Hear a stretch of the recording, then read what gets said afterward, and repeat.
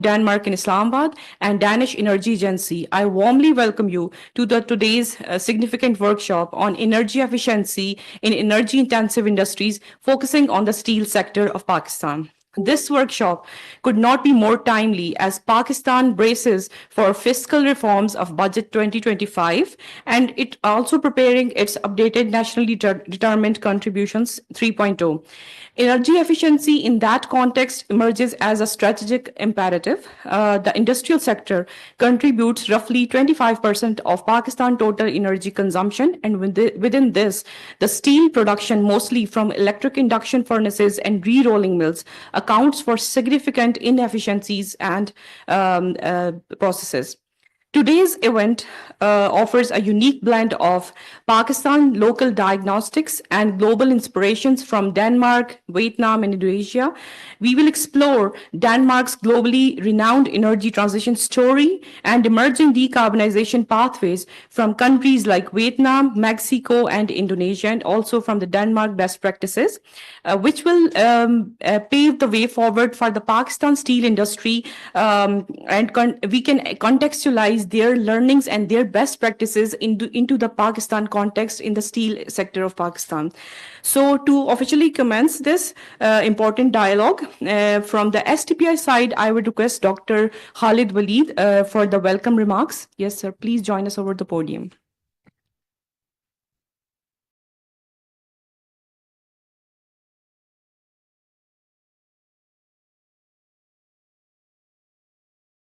Thank you, Saleha. Thank you so much, everyone. Honorable Ambassador, His Excellency Jakob Lenoff, Managing Director, National Energy Efficiency and Conservation Authority, Dr. Sardar Mozam, esteemed representatives from Danish Energy Agency, experts from industry and civil society, ladies and gentlemen, Assalamu alaikum and very good morning. It is both a privilege and a pleasure to welcome you to today's workshop on energy efficiency and energy intensity for energy intensive industries in Pakistan, with a dedicated focus on steel sector, one of the country's most critical for its future, which has a very good potential for exports, yet energy consuming industrial segment in Pakistan. Let me begin by acknowledging the deep and continuing collaboration support between Embassy of Denmark, the Danish Energy Agency, and Sustainable Development Policy Institute, STPI, under the umbrella of Danish Energy Transition Initiative. This partnership exemplifies not only a shared commitment to sustainability, but an economic growth that is coupled with environmental improvements as well.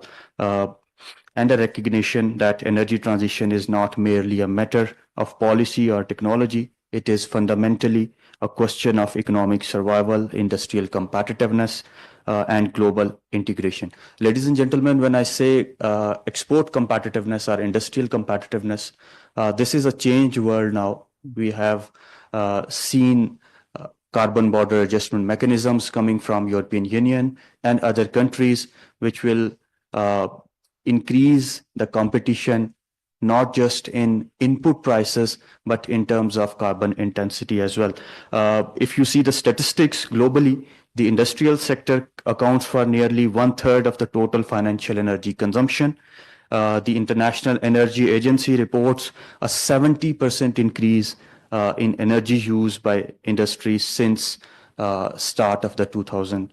In Pakistan, this sector already consumes around 1/4 of our energy, and without intervention, this share will only increase. So we need to invest in best practices that are integrated with sustainability, particularly keeping in focus that steel sector with its optimality can make future for Pakistan, particularly in terms of increasing exports, because right now Pakistan does not export in a significant amount, but still we can use industrial growth for our advantage, particularly when you keep it in the context of carbon border adjustment mechanism. But there is a paradox and opportunity At the same time, steel is often referred as the backbone of industrial growth, but without decarbonization and efficiency, it risks becoming highly less competitive when it comes to the peer economies that we have been faced.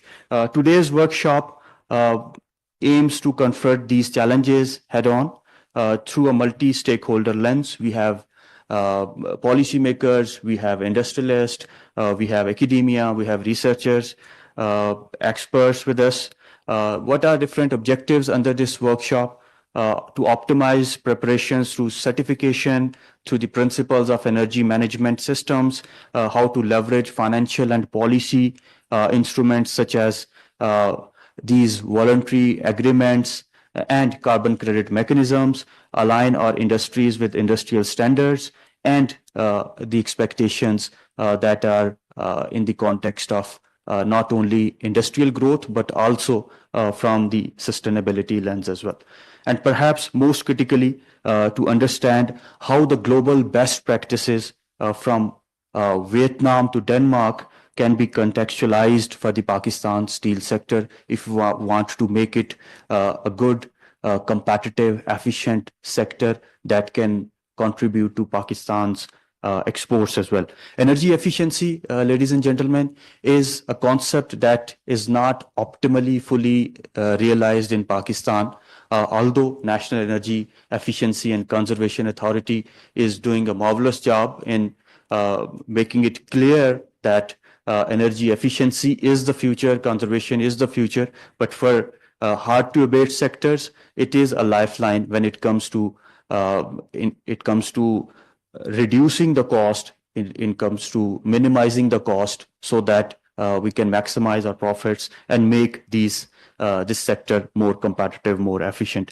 Ladies and gentlemen, with budget coming and the focus on doubling the energy efficiency that came from the COP28 and was strengthened in COP29, we need to devise a strategy for timely opportunity harvesting to learn from the results of the pondering energy audit conducted within Pakistan's steel sector. It is a stepping stone, a data point that with a potential policy shaping, decision making, incentive, innovation, and catalyze the broader industrial reforms, particularly based on the principles of energy efficiency and management. At SDPI, we believe that industrial decarbonization must be viewed through an integrated lens where economic viability, climate responsibility, and technological advancements intersects. This is where the Pareto optimality or the efficacy would lie in the future. This is why we are proud to launch and support initiatives like Pakistan Industrial Decarbonization Program. We have a very detailed presentation on that as well, and to advocate for energy transition strategies that leave no sector behind, that is based on whole of a sector, whole of a society approach.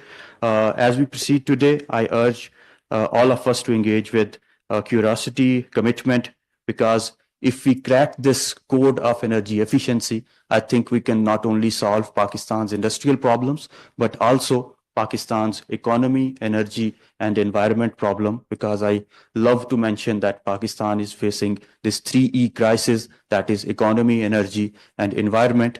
And you cannot solve these three crises without taking these three E's into one single equation. And now we need to add another E, and that is energy efficiency. With this, thank you so much, everyone. I welcome you all again and looking forward to an insightful, impactful discussion. Thank you so much.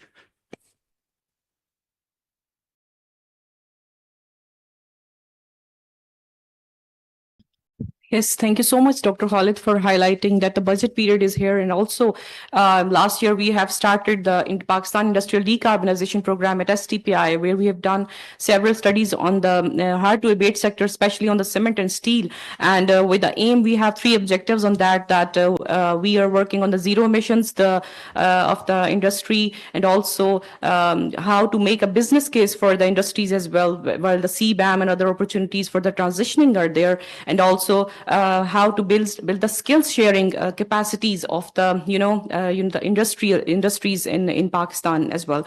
So very rightly and timely said that the budget period is here, and also this dialogue here is to learn from the Denmark's best practices, as Denmark is a trendsetter in global energy transition. Especially they have very good learnings from the industrial perspective as well, and we have today we have joined Nadeem Saab and other speakers as well, who will shed light on their learnings from the Denmarks and other countries as well.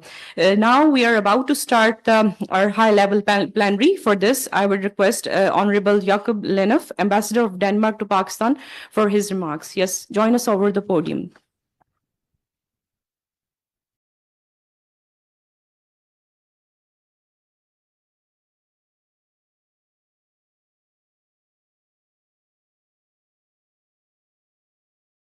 Mm-hmm.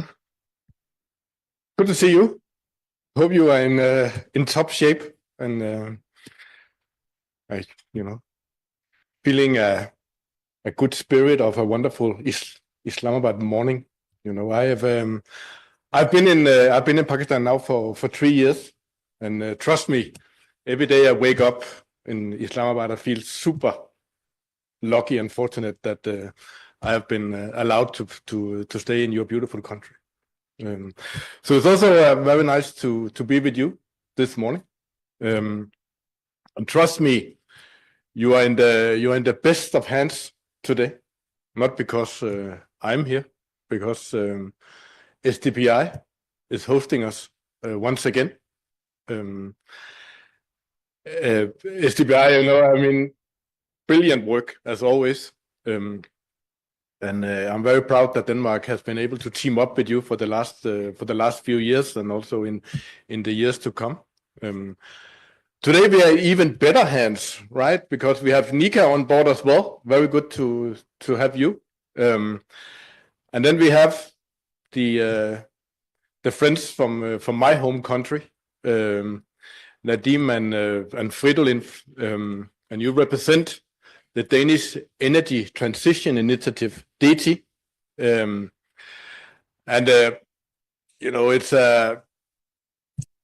That is a privilege, right? To have you coming to Pakistan so frequently as you do, and sharing your knowledge, sharing your insights into the sector, and trying to all the ways give a boost to the Danish-Pakistani partnership on energy efficiency and fighting climate change. So good to have you once again in Islamabad.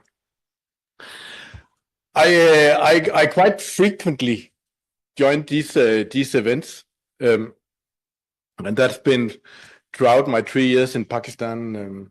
But today might actually be my last one.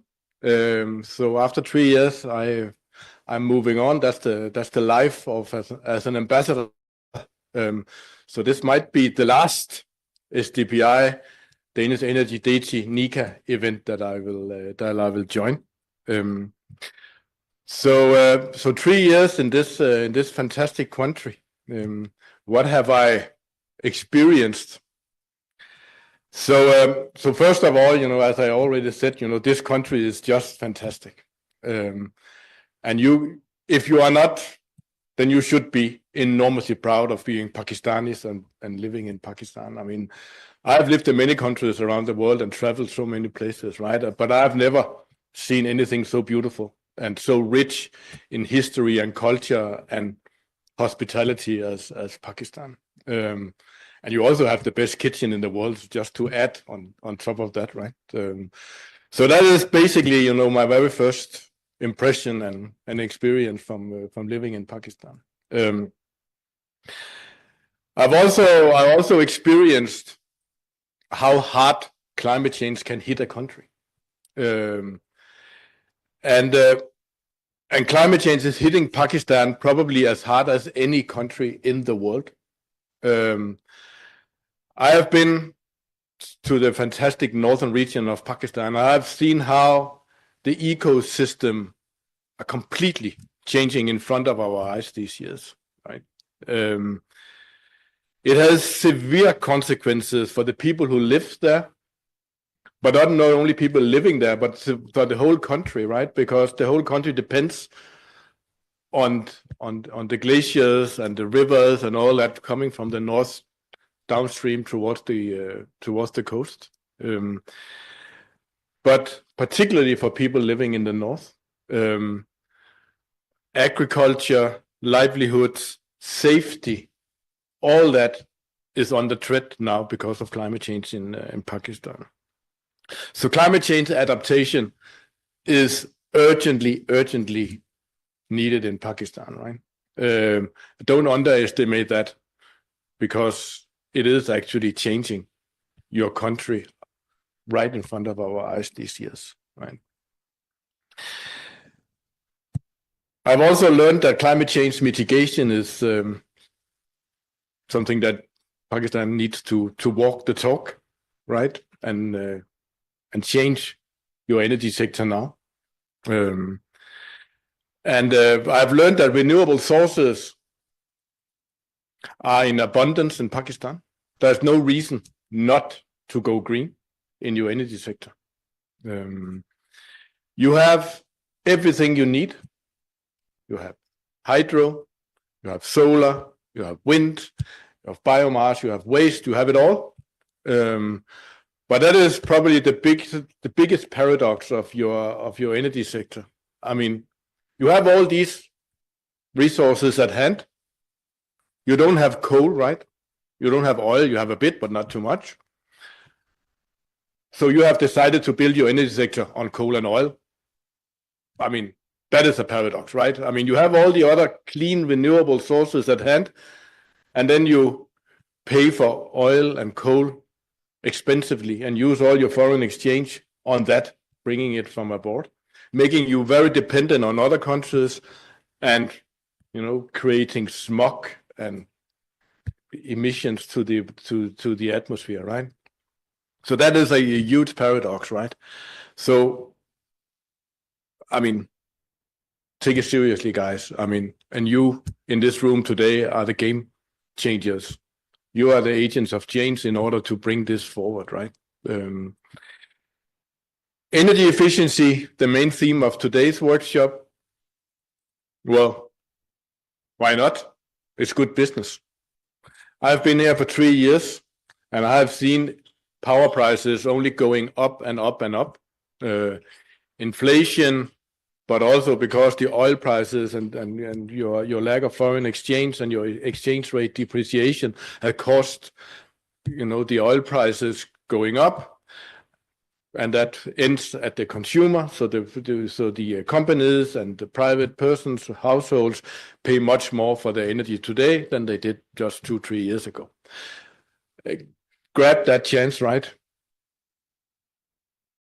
Conserve your energy. It's very, very good business. And all the technologies and all the expertise readily available for you guys. So take it serious. I mean, it is super good business to save on your energy, right? One thing I also learned is that the level of awareness and the level of individual responsibility in this country is very low, honestly speaking.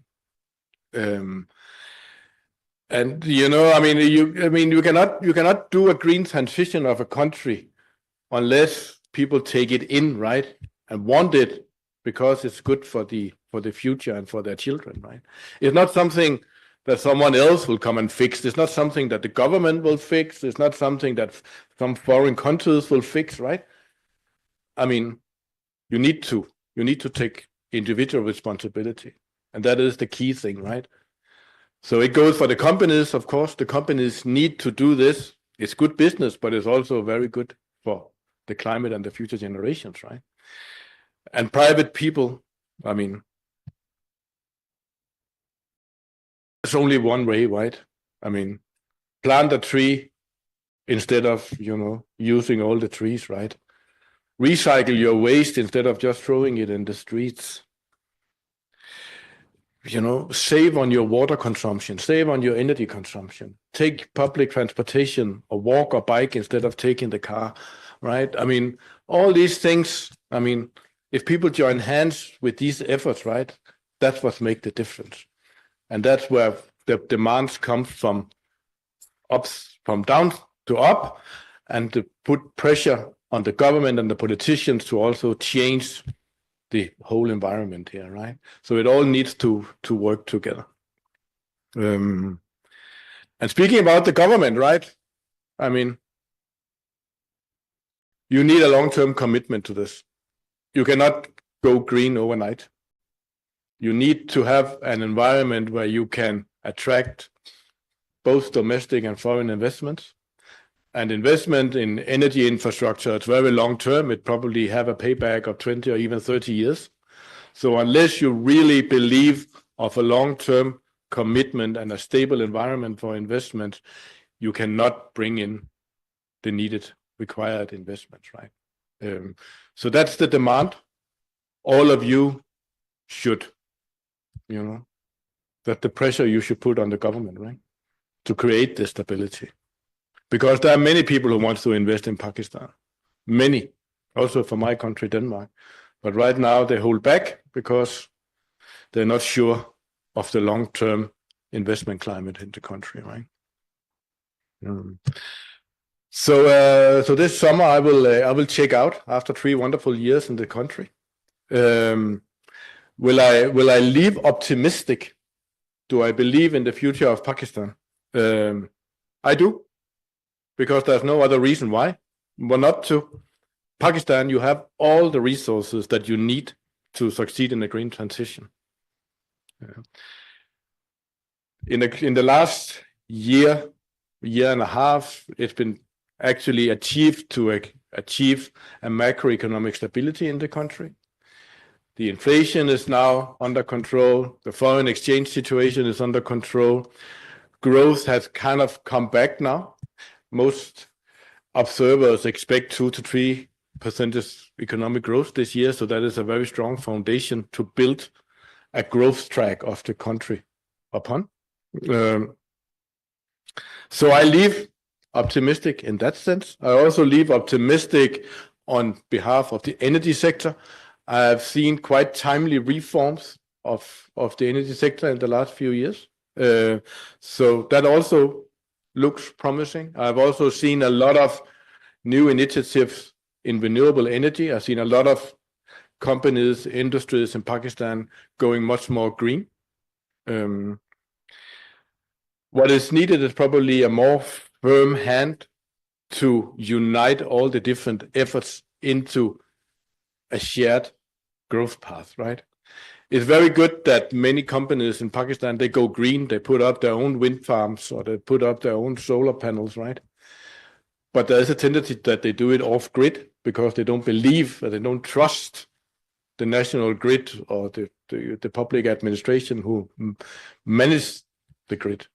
And that makes it more complicated to steer a green transition if it happens, at 1,000 or 5,000 or 100,000 different locations that are not being united into a national grid, right?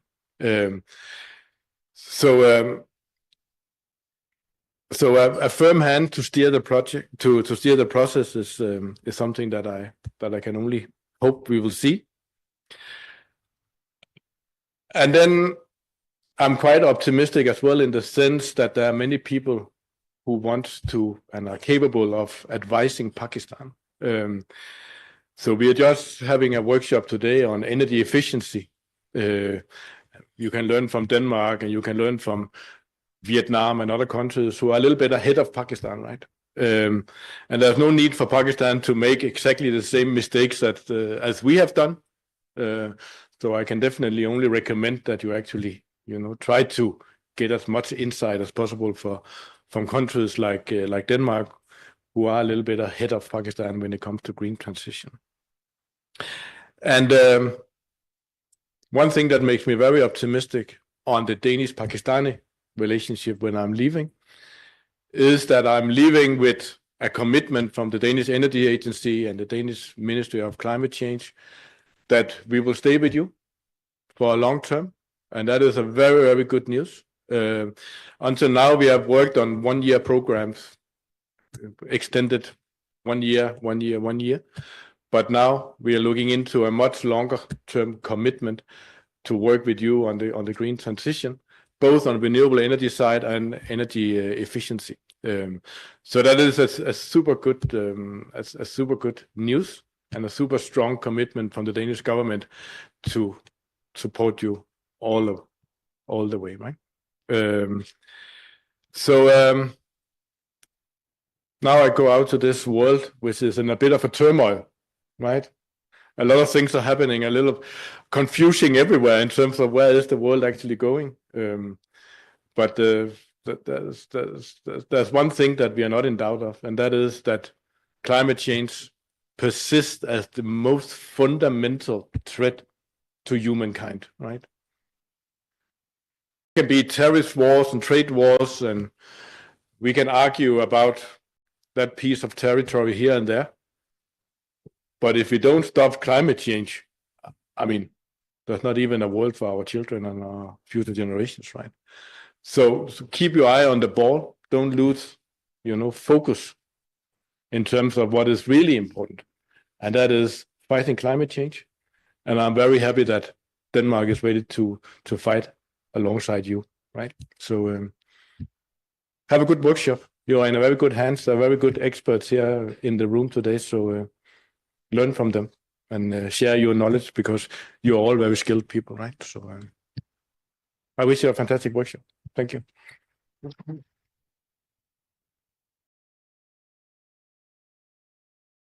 Thank you so much, Honorable Jacob Leneff. And definitely we will miss your presence, especially in bringing the policy debates around the carbon markets, energy transition. And we have, at STPI, we have an incredible experience working with the Danish Embassy as well on the carbon markets, especially. And the journey never stops. And we are now about to begin another journey with an energy efficiency as well. For this, now for the high-level plenary, I would now request Dr. Sardar Muazzam, who is the Managing Director, National Energy Efficiency and Conservation Authority. Sir, join us on the podium.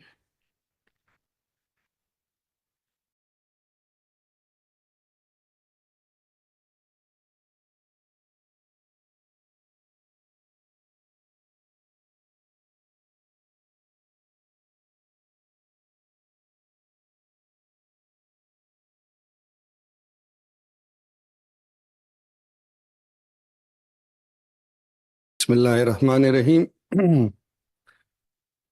Excellency Ambassador Jacob Leneff, colleagues from Danish Energy Agency, STPI officials, participants, ladies and gentlemen. I think, first of all, good morning. I think it's an early session, and especially for those who are here with us, thanks for joining us. I am here on behalf of Minister of Energy, Sardar Awais Khan Lagari, and I think first and foremost, I think with this news that I've just heard that Mr. Ambassador is about to leave, and this will be his last session with us. First and foremost thing for me is that I have been observing myself in last 2 to 3 years, like how vibrantly you have done so much in this country. I think if my engagement with DT and with the Danish Embassy in last 2 to 3 years is something that where we just set the basics, or a lot of the discussions, the programs, how we are going to do this, all these things. I think that was very proactive. And I think the way we have seen a good work, excellent teams coming from Denmark, guiding us, especially because NICA, compared to the other power sector agencies, in early stages is nascent and recently developed its footprint. I think at this stage, if you see like when from 2020 onward, we have actually revitalized it. I think the support coming from the Danish embassy was very timely. And it's not just with the NICA, but I think also in the power sector, the way we have seen that how we are going to project the long-term growth in the sector. Some of these analysis, I think I must say that with this other agencies, we are currently our sister organization in the power sector. I think there's a lot of learning from, say, for example, CPPAG, NTDC, PPIB, AEDB. I mean, all these agencies are actually sort of appreciating all the work which DT, Danish Embassy, has been offering to us and the kind of capacity building they have supported. So I think we're very grateful. And this vibrant, proactive approach that you have adopted and applied in this situation, we're very grateful for all your efforts.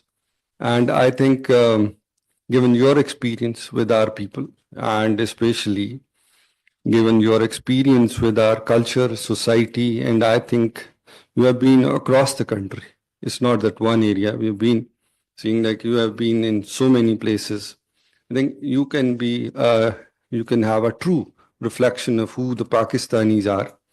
And I think that's what we are looking forward to. Wherever you will get your next appointment and wherever you will be going, we consider you now as our ambassador. We consider you as wherever you'll go. At least we have a friend. We have our ambassador that we consider you as right now to present the case of Pakistan, like what is happening here, what kind of things we are up to, and what kind of challenges we are facing. I think overall, that is something very important for us to consider at this stage, and then effectively proceed with that, like how we can develop in the future. So we look forward to host a farewell for you as well in NICA, and our teams definitely would like to invite you to work, and I think even in the future, consider it as your own country and do work with us in any manners wherever is possible. I think especially some of these important aspects which for today's session I really wanted to highlight, that the Danish Energy Transition Initiative under your leadership and the DT team is providing us a capacity building and experience sharing. I think these were three important areas focusing on today's session: the long-term energy modeling and planning, integration of renewable energy and flexibility of the power sector, and energy efficiency in the industrial sector. Then these three areas, in fact, provides us a direction and the guidance like how we can look forward and how we can effectively plan our future of this whole sector. I think government of Pakistan has been effectively working on this whole, starting with this renewable energy, and especially you can see Pakistan, especially on the solarization front, is moving ahead of the whole world, like how much is the renewables are added, especially in the solar rooftop, in our energy mix. Overall, I think that whole drive is moving us towards this new era. And I think one thing which is very important, that whenever we are moving in any direction, we also face challenges. We have to fine tune our policies. We have to look into different aspects to it. And I think this is where we see if we really look into this long-term energy modeling and planning, and then its integration and the overall stranded cost coming into it. Some of these challenges were highlighted, but I think you're very carefully analyzing it. And I think thanks to the support from the DT to help us in that direction. along with this whole, the idea of like how we are going to deal with our grids, how we are going to do this whole indicative generation expansion plans or transmission. These are some of these areas that currently being worked out. And whatever we are seeing, the kind of understanding we are bringing in, I think one of the major challenge, I think, which we are still, and I think I'll refer it to the STPI to sort of help us with that, and through DT they can support it. Like how the climate change impact will affect the energy sector. For example, a very simple case that we are currently working that in Pakistan by 2050, the air conditioning or the cooling load will multiply it by the 4 or 5 times whatever we have right now. There will be areas which in that near future will be inhabited. No one can live there with the kind of humidity and the temperature rise. For 8 hours of that temperature or humidity, no human can survive in that. So there we have already identified some of these areas too, especially in the future. In the subcontinent, we are looking forward to that. The question which I think is important to understand that if that will be the need, how the energy sector should be redesigned. If that is the case, how the renewable energy case, for example, when we are seeing the existing problem that we have of stranded cost or our infrastructure in place, what will be the innovation? I think these are some of these things we're very interested in our future collaborations to look into that side. I think in terms of energy efficiency, definitely we are looking into these directions as well. We already put in place the policy, which is of energy efficiency and conservation policy of 2023. And then we have 8 years action plan in place. And some of the low-hanging fruits we have already sort of put in place and they are in implementation process. We are planning to save 9 million tons of oil equivalent with the saving of 35 million tons of CO2 emission reduction. The initiatives, I think, which currently we should highlight, especially for this audience, with a very active engagement going on in Pakistan energy label regulations for electric appliances. We have in place energy conservation building code, and we are in process of integrating it into the provincial building bylaws. Building audits for both building and industry sector. And I think thanks to DT for especially the steel industry, the recent audit, and earlier one of the textile industry audits, which is very helpful. And we have recently launched electric vehicle charging infrastructure and battery swapping regulations. And we believe that this area, in fact, help us in terms of managing the demand, because we have very low demand in winter and then we have high demands in summer. So I think this whole process of low and high demand conundrum can be solved through that. And lastly, I think one aspect which really needs attention and we are currently working on is innovative financing mechanism for de-risking investment for energy efficiency projects. I think a lot of understanding that His Excellency also highlighted that we are not aware. In our fiscal illiteracy, we don't understand how to take our decisions. We're not taking responsibility.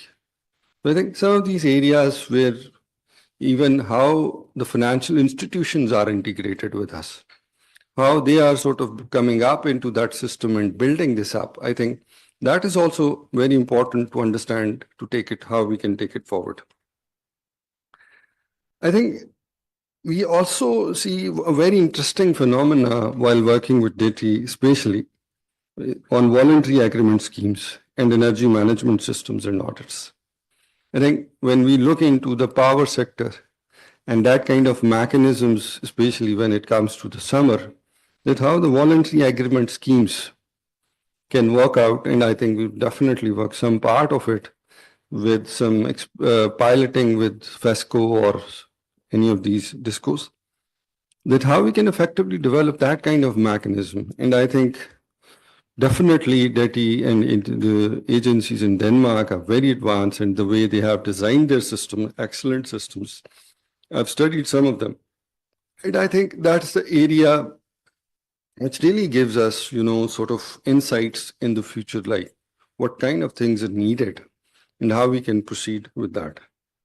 And this will be something very instrumental when in our collaborations to move forward and see what is possible in that.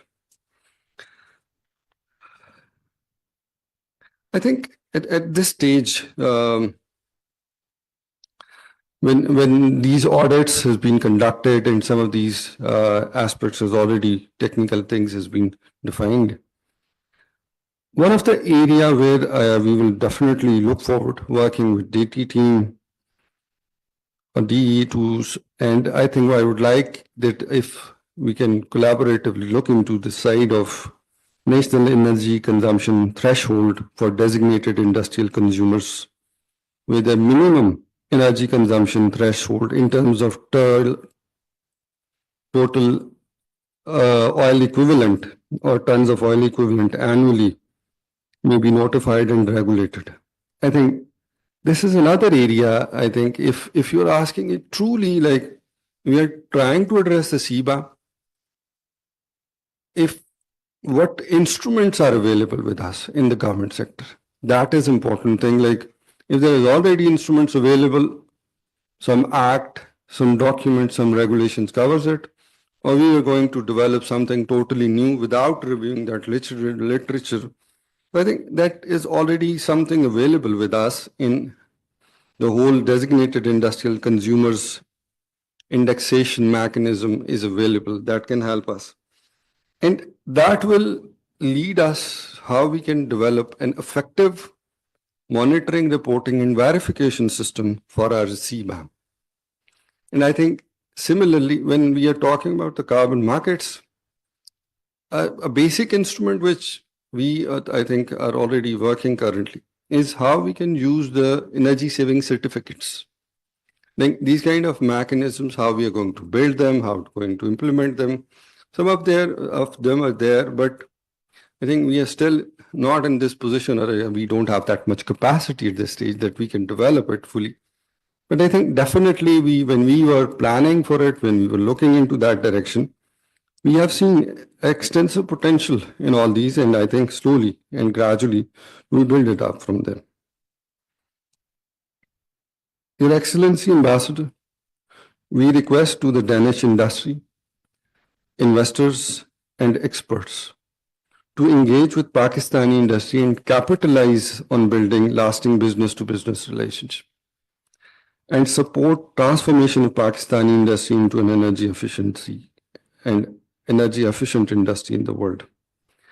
And I think I must say that the power division and NICA and our other agencies or departments will definitely be there in any ways that how we can effectively collaborate, build these systems and move forward, that how we can integrate with the commitments we have, such as our NDC's commitments, our SDGs commitments, and many others, that how we can effectively collaborate with that. And in the end, I would like to thank SDPI team, Dr. Reddy, Dr. Khalid, and his team for organizing this workshop. And I wish you all to have a productive session today. Thank you very much.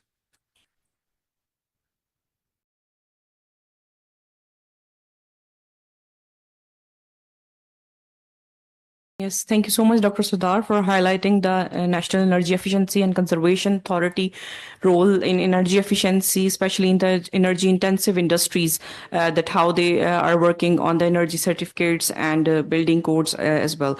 Now we have a group photo session, and after that we will be have a technical session where we will be joined by Mr. Nadeem Nawaz from Danish Energy Agency. Then we will have Mr. Fridolin Home. He's the senior technical expert. His presentation on the findings on the energy audit conducted in steel industry of Pakistan. And we have a lot of, then a panel discussion with the key experts of the Pakistan steel industry, and also with the international expert as well. So keep joining with us. And now I would request Ambassador Dr. Khalid, Dr. Mozam to join us for the group photo. Nadeem Saab, please join us here for the group photo. And Friedel Lane as well. Yeah.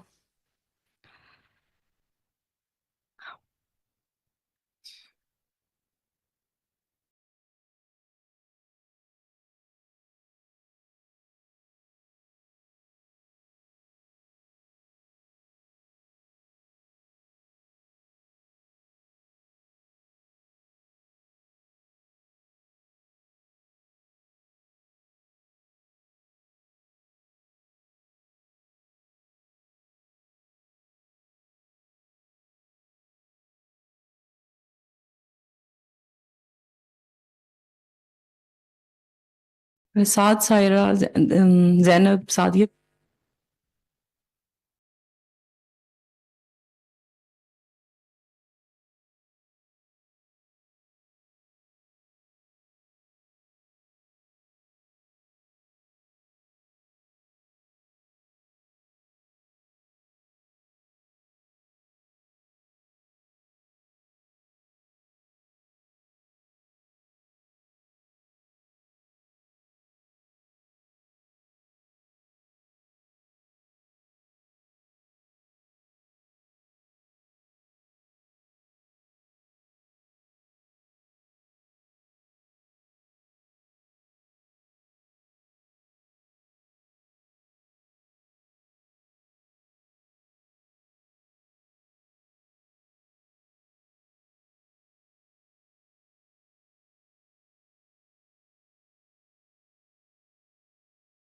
We're just taking 5 minutes break, and then we will resume the session.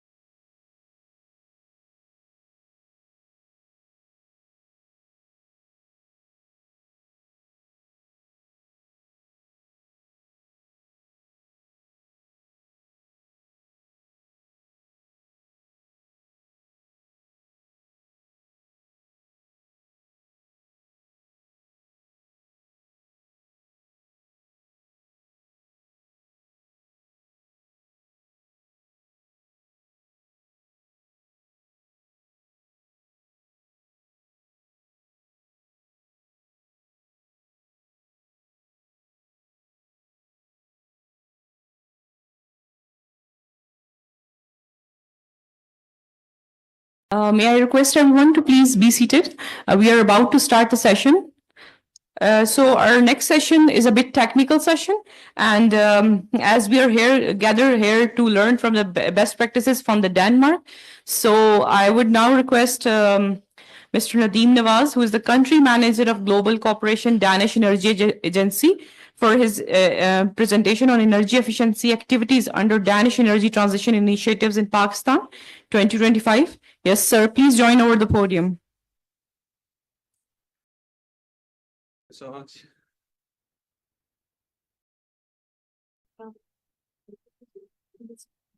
Okay, I think I'm fine. Yeah. Bismillah ar-Rahman ar-Rahim. Assalamu alaikum wa rahmatullahi wa barakatuh. Thank you so much for arranging this very important workshop on energy efficiency. Thank you for co-organizing with us. Big thanks to STPI. And also a big thanks to Nika for organizing this workshop. Thank you also for the excellent welcoming remarks from His Excellency Jakob Lindulf, our ambassador to Pakistan, and Dr. Sardar Muazzam Saab, MD Nika, and also Dr. Khalid from STPI. I think you gave a lot of inspiration and motivation working with energy efficiency. I think it's important to have a political vision, especially for us working on the technical level on ground. So that's very much appreciated. So please allow me to maybe give you an introduction to the Danish energy efficiency activities under the Danish Energy Transition Initiative. This is a program which started back in 21 actually, and we have been working very closely with the Pakistani energy authorities on this, and especially also with Nika on the energy efficiency activities. So I'll just give you a very brief introduction. But before we get to the actual activities in the program, I think I would just like to give you an impression of how the energy situation in the EU, but also Denmark is right now, just to set the scene and give you an understanding on where we are coming from when we engage with the Pakistani energy authorities. So first of all, as you may know, if you follow the media, there is a very high dependency on imported fossil fuels across Europe. I think right now some countries are in a better position, including Denmark. But if you take an average view on Europe, there's still a very high dependency on imported fossil fuels. So this is not only Pakistan, unfortunately, this is also Europe. And I would say, I think the Ukraine war gave a scare to most of Europe, because we were very much dependent on natural gas from Russia, of course, which was then a big problem for us. I think most of Europe has realized that energy independence can decrease vulnerability to certain price developments. This is what we saw also in Europe immediately after the Ukraine war. And I think the first tool in the toolbox utilized by not only the Danish government, but also the European Union, was actually energy efficiency. There were very strong measures, a lot of important actions from political side on actually saving gas and saving energy. So this just shows the importance of energy efficiency when we have a crisis. This is normally the first tool we utilize. And this is also an important lesson, I think, coming from Europe. And at the same time, I think the European Union realized, although there were plans in place for renewable energy, but due to the crisis and the war, there was an urgent need actually to phase out fossil fuels quicker than planned, and also scale up renewable energy much faster than was in the plans. So just to give you an indication, I mean, the energy sector is very volatile, not only in Pakistan, but also in Europe. And then just moving on to Denmark's energy transition. I think we don't have to go all the way back to World War I and World War II. But I think we had two major oil crises in the 1970s. There was a big dependency on fossil fuels, especially oil, coming from the Middle East. So Denmark at that stage. Okay. Yeah, I can do it. Yeah. So that was again. I mean, Denmark was on a burning platform in the 70s because of the oil crisis. There was a high dependency on oil, of course, and the politicians had to do something. And fortunately, they agreed that they had to phase out the oil. But I think at that time, the renewable energy agenda was not too big.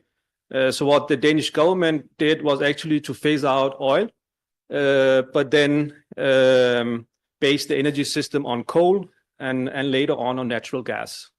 So this was the first step because we were on a burning platform and the politicians had to make some policies and address this crisis and this situation. Then I think later on, especially the climate change agenda kickstarted.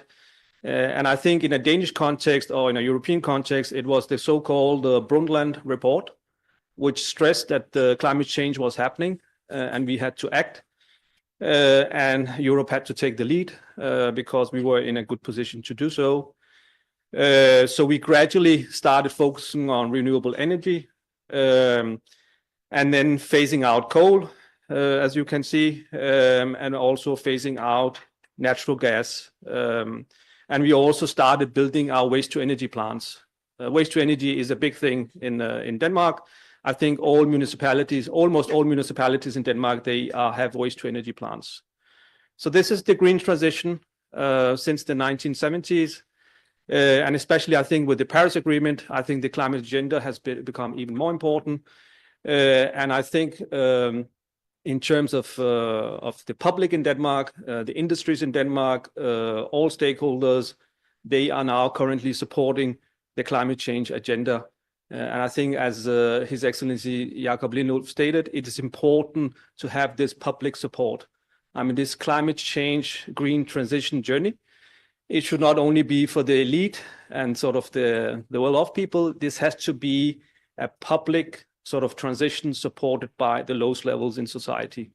So I think this is one of the learnings from Denmark as well. So just moving on. So what also happened in this period from, for instance, 1985 to now, we moved away from a central energy system to a decentralized energy system. So I think the situation in Pakistan right now is you have a central energy system, you have some big power plants, and now the renewables are coming, but it's still in small scale, it's small projects. But I think the nature of renewable energy is very often decentralized. So what in the situation in the 1980s was big power plants close to the big cities, a few interconnectors to some neighboring countries. And if we look at the situation right now, you can see on the right, a lot of decentralized energy supply and also offshore wind. I think Denmark is quite known for offshore wind because we have a lot of wind in our country. There's a huge wind potential. The country is fairly small. So wind on land is expensive and it's difficult to build. So we have really gone offshore in terms of the wind energy, building big wind farms offshore. We still also have onshore wind, but then we have also built a lot of decentralized combined heat and power production. Because again, Denmark is a very cold country, so we need the heat. So the heat is a byproduct coming from the power plants. So the energy efficiency of the power plants, especially the combined heat and power plants in Denmark, is quite high because we actually utilize a lot of the fuel because of the heat. And then at the same time, we have also invested a lot in interconnections with a lot of neighboring, but also not neighboring countries. So we are now very much interconnected with Norway, with Sweden, Germany, but also Netherlands and UK. So this is what is happening in Europe, actually. We are becoming more and more interconnected. The energy systems are becoming more and more integrated. And of course, this is a challenge for a country like Pakistan because you don't have a lot of interconnections, and maybe you have some neighbors which are not that friendly. But I think if you look at Denmark's electricity supply today, I'm proud to say that 63% of the electricity right now, according to last year's statistics, is coming primarily from wind and solar. And also we have a security of electricity supply, 99.994%. And this means that an average consumer in Denmark maybe loses power maybe 20 minutes in a whole year, which is quite interesting in my view, because very often you hear the story about renewables. We cannot integrate renewables. It's intermitting. There's a possibility of damaging the security of supply. But I think one of the things we can bring to the table is you can actually improve your security of supply also with a large share of renewables in the system. But of course, it requires a lot of investments. And I'll come back to this point later. So just very briefly about the vision in Denmark, which is being supported by almost all political parties. So there is a very broad consensus. And I think we have had this broad consensus since the 1970s. And this is also maybe touching some of His Excellency Jakob Lindulf's sort of a speech. I mean, if you want to make a green transition, you have to think long term. And there has to be a consensus among all political parties that this is the route we want to take. And then you have to go on that route independent of changing governments. Because what is most challenging in terms of long-term planning is to make ad hoc planning. And I think this is very much happening in Pakistan, unfortunately, but we hope, of course, that this situation can change. But I think in terms of greenhouse gases, the target is to reduce 70% by 2030. All the electricity should be green, so that's 100% green electricity. And we should have at least 55% renewable energy in our total energy consumption. And the greenhouse gases, I already mentioned, should be reduced to 70% by 2030 compared to 1990. And I think we are very much on target on that. I mean, it's 5 years from now, but I think we will achieve that maybe even sooner than planned. Then going to the long-term vision, Denmark is going climate neutral in 2050. Again, supported by all the political parties, and it's a broad consensus. And we will also reduce the greenhouse gases by 110%, so more than we have to do, by using new technologies like carbon capture and storage and other sort of new technologies. And this is more, I mean, this is like 25 years from now. So we are still struggling, of course, because I think in our view, at least in Denmark and maybe also to a certain extent Europe, the energy sector is quite easy to decarbonize in our view. But the transport sector especially and the agriculture sector is more difficult. These are hard to abate sectors. And I would also say, coming back to the industrial sector, I mean, this is also a sector, especially industries that are very energy intensive, where technologies are not readily available. These are also difficult to decarbonize.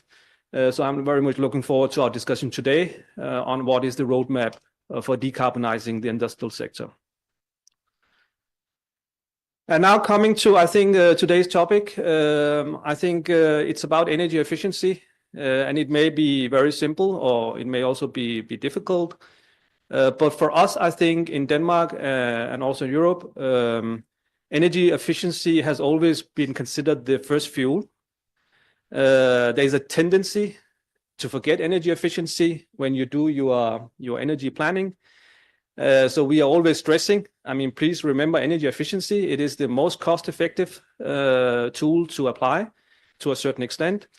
And it simply means using less energy for the same output, or producing more with the same energy input and minimizing energy waste. It's quite simple. I mean, it's not rocket science. But I think from a awareness perspective, I think we have to communicate this to people so they understand it. Not only at our level, but I mean the public has to understand. And I think they are understanding this because of the huge rise in electricity prices in Pakistan. I think they are actually applying energy efficiency because it is a necessity to move forward. And then again, I mean, it's not only Europe or Denmark. Energy efficiency as first fuel is being supported by IEA.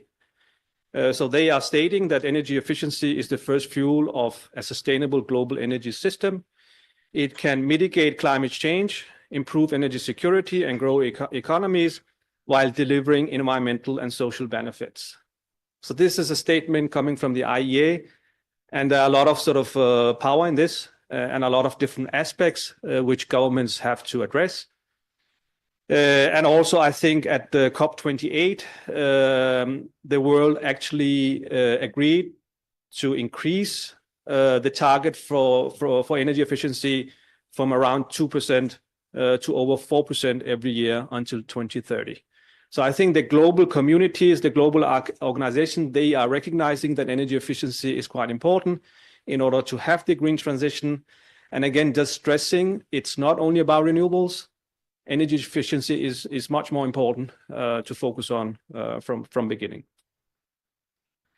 And this is not something which I'm just stating. This is actually well documented.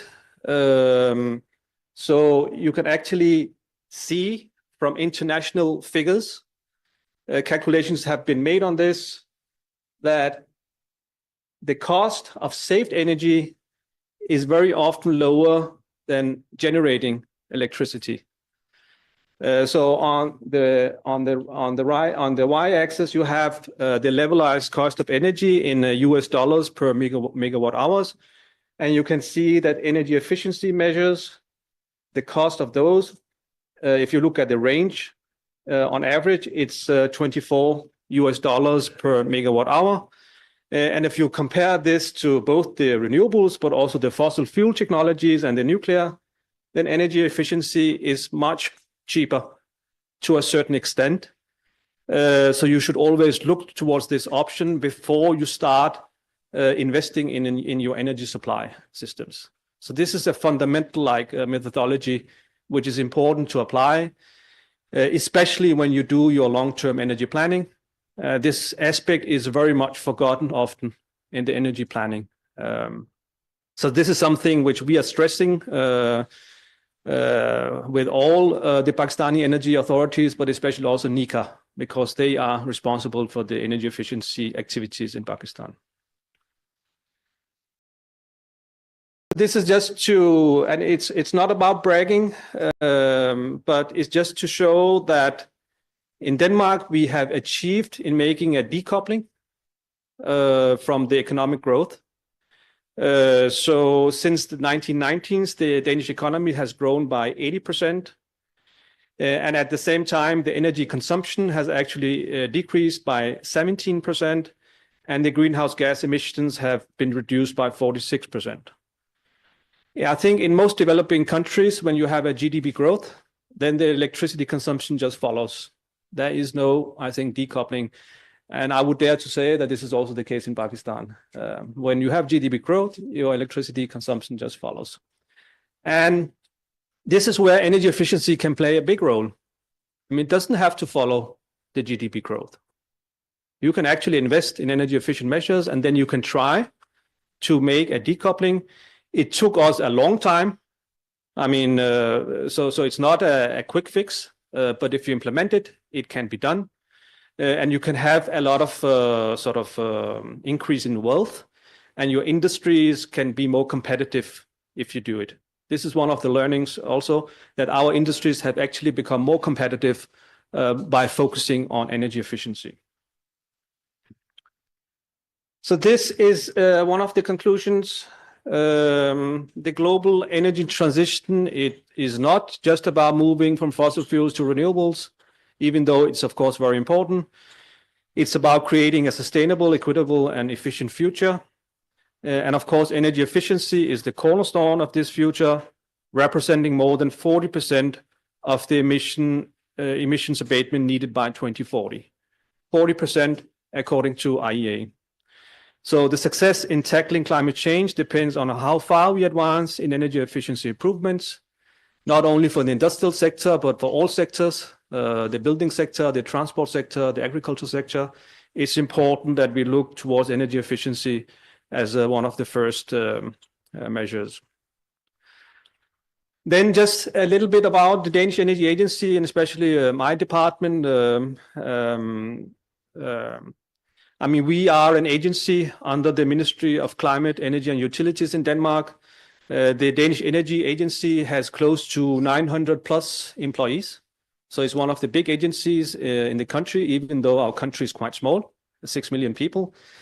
And the core competencies of the Danish Energy Agency is energy planning, supported by forecasting and developing scenarios.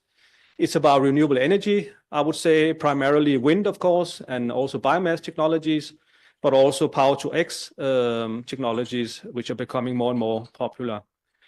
And then we have an expertise in flexibility in power plants.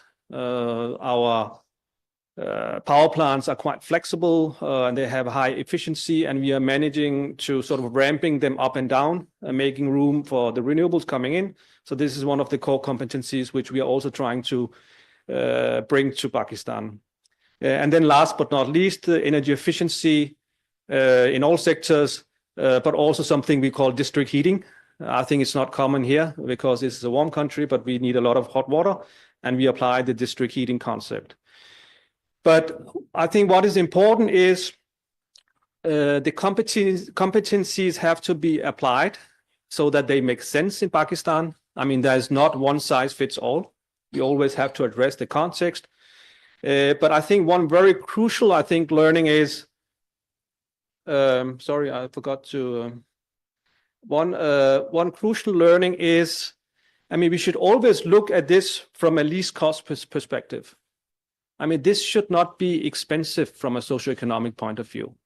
So we want to have an energy system based on the least cost principle. So the energy transition should be a least cost.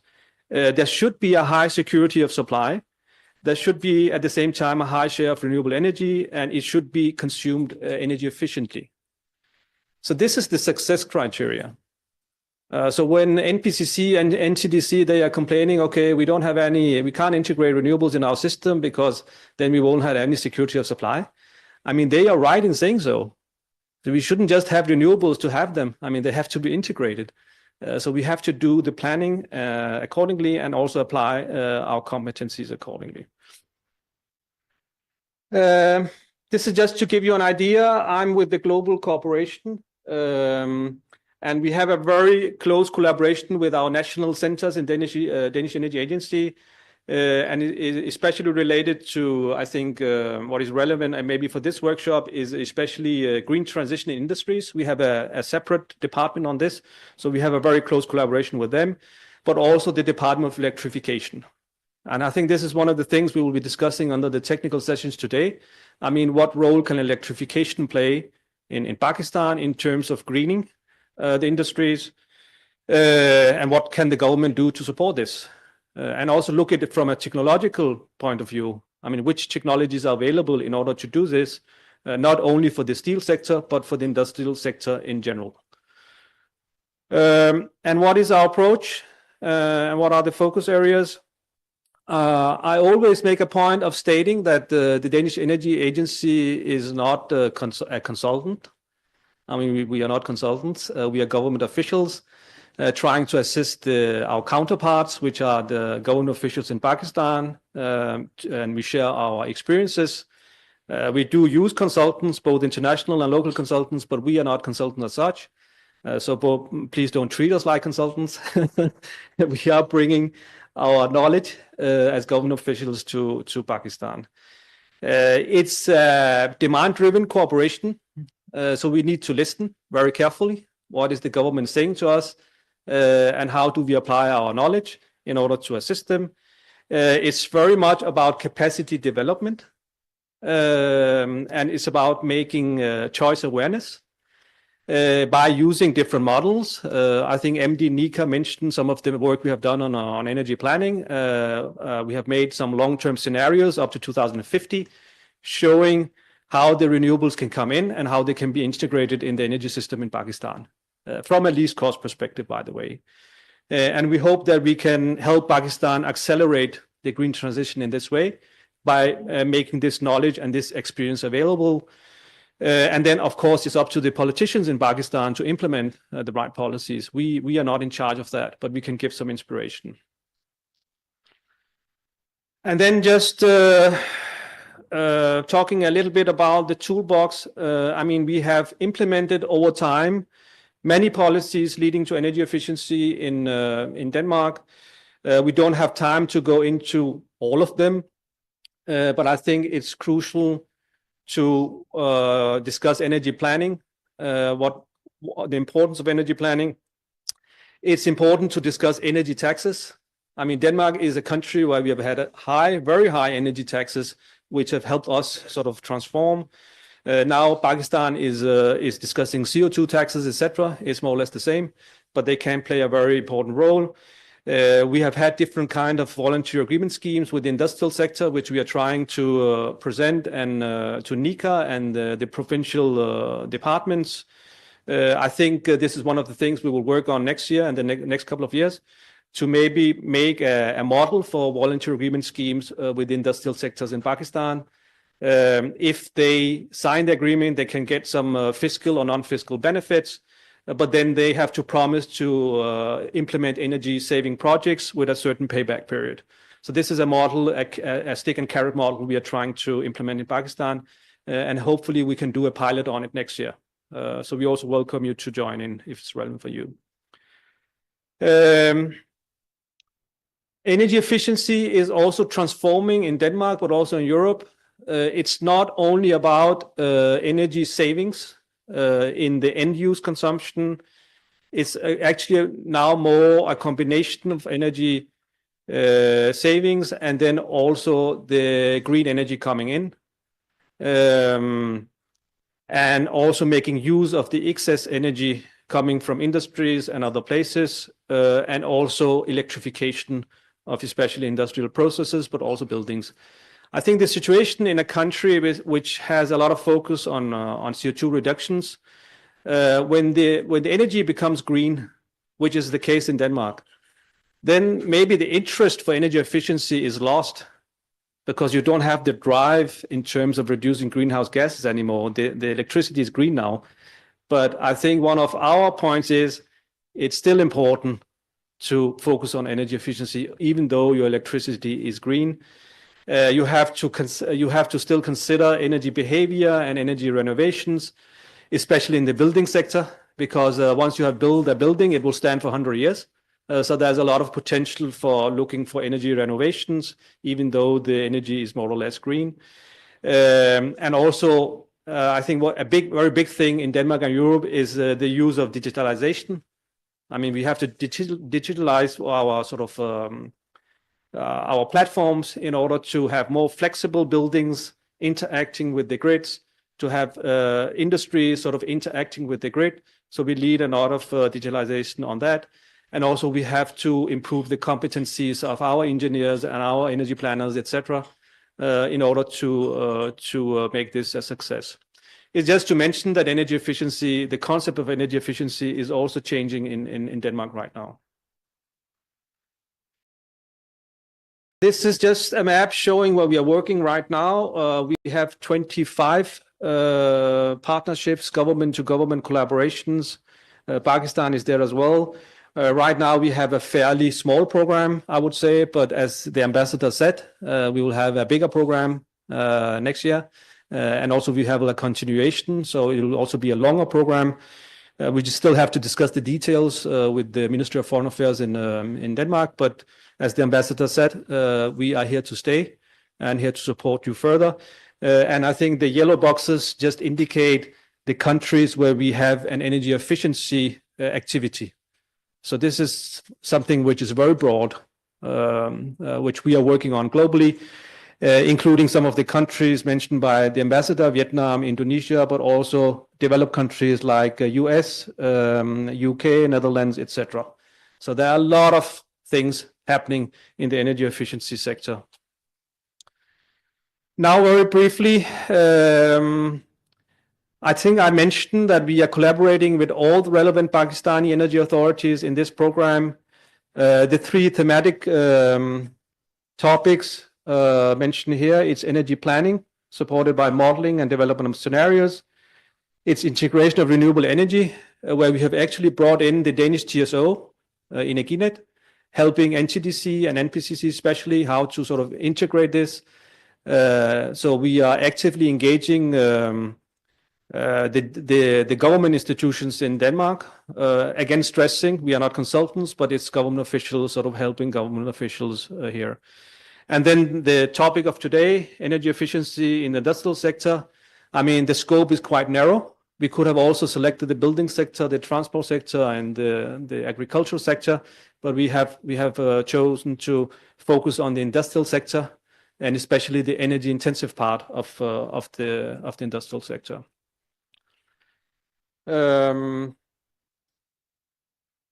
this is, again, as I mentioned, it's a capacity development and a technical assistance program.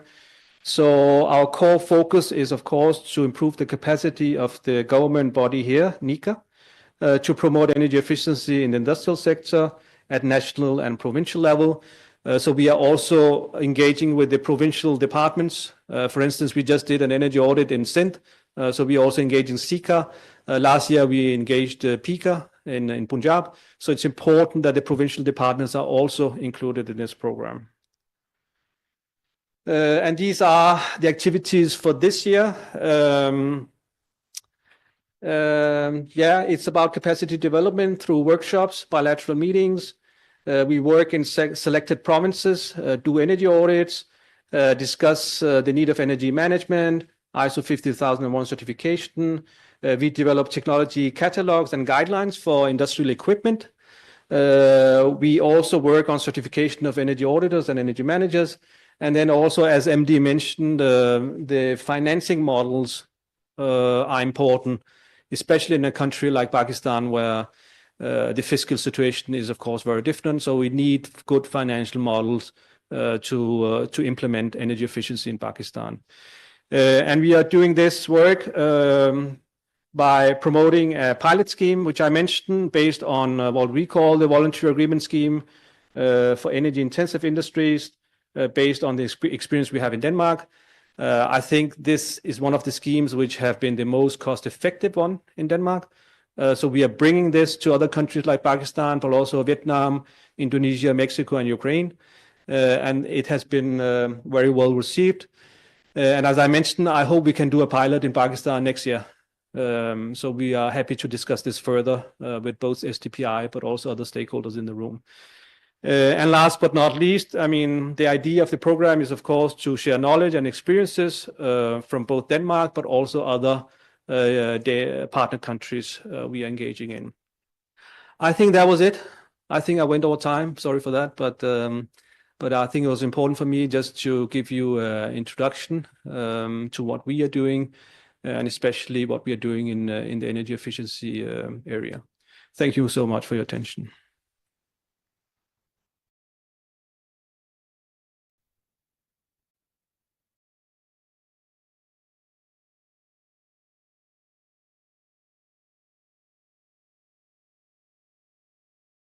Thank you so much, Nadeem Saab, and very wonderful presentation. And we look forward to working with you on the energy efficiency, especially in the industrial sector of Pakistan as well.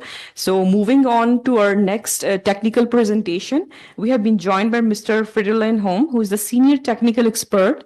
His presentation title is A Case Study, Main Results and Findings from an Energy Audit Conducted in the Steel Industry in Pakistan, and International Best Practice and Knowledge from the other countries, for example, Vietnam, Mexico, Indonesia, from the steel sector. Yes, please join us over the podium.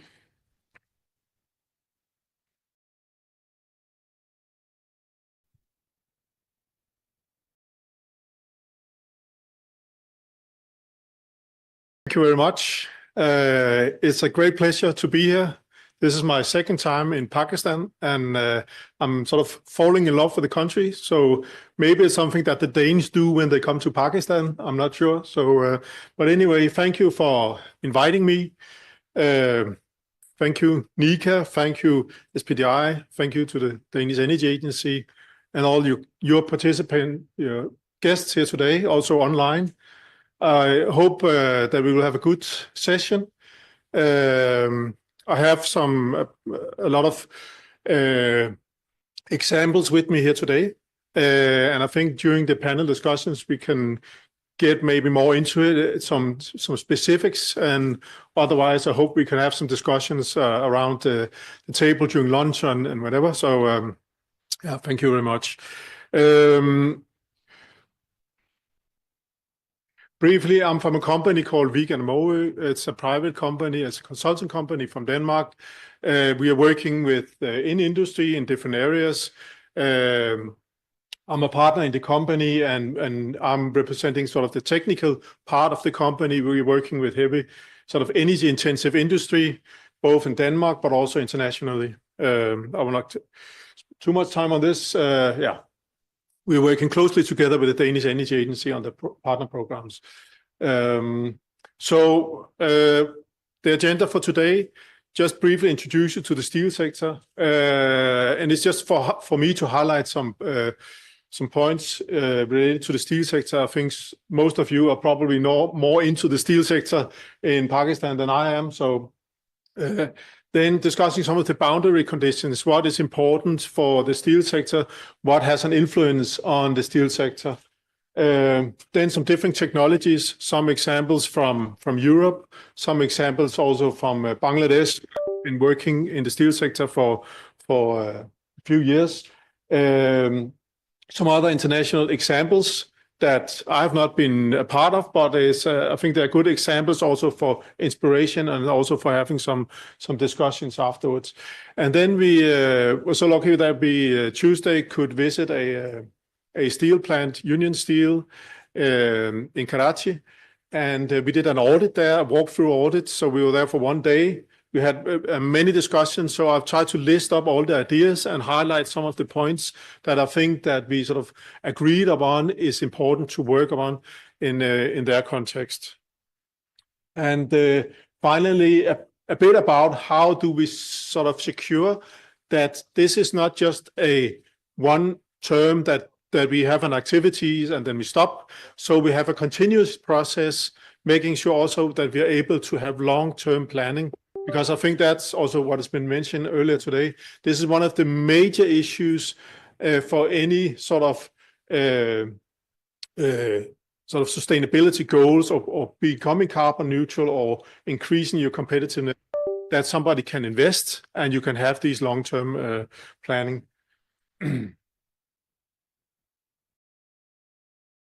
Okay, just a few points.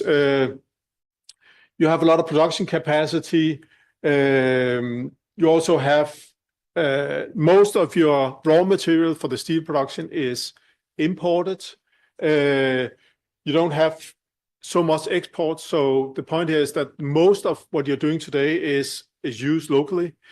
And I guess that this, to some extent, sort of satisfies the market as it is today. I know the market is growing in Pakistan, so you can also expect the growth, and this is also what the forecasts are saying. But my point here is that to some extent, at a certain point, an export market would open up, and a business in terms of this export market will open up, and also exporting to a great extent to Europe. And this is where we have some challenges. We'll come back to that at the moment. The CBAM is a one case. There's also the carbon emission issue, that if you just compare the specific sort of carbon footprint per ton of steel to the global average, then it's obvious that there is still room for improvements. And that is, of course, something that we should work with. Of course, this is very locally.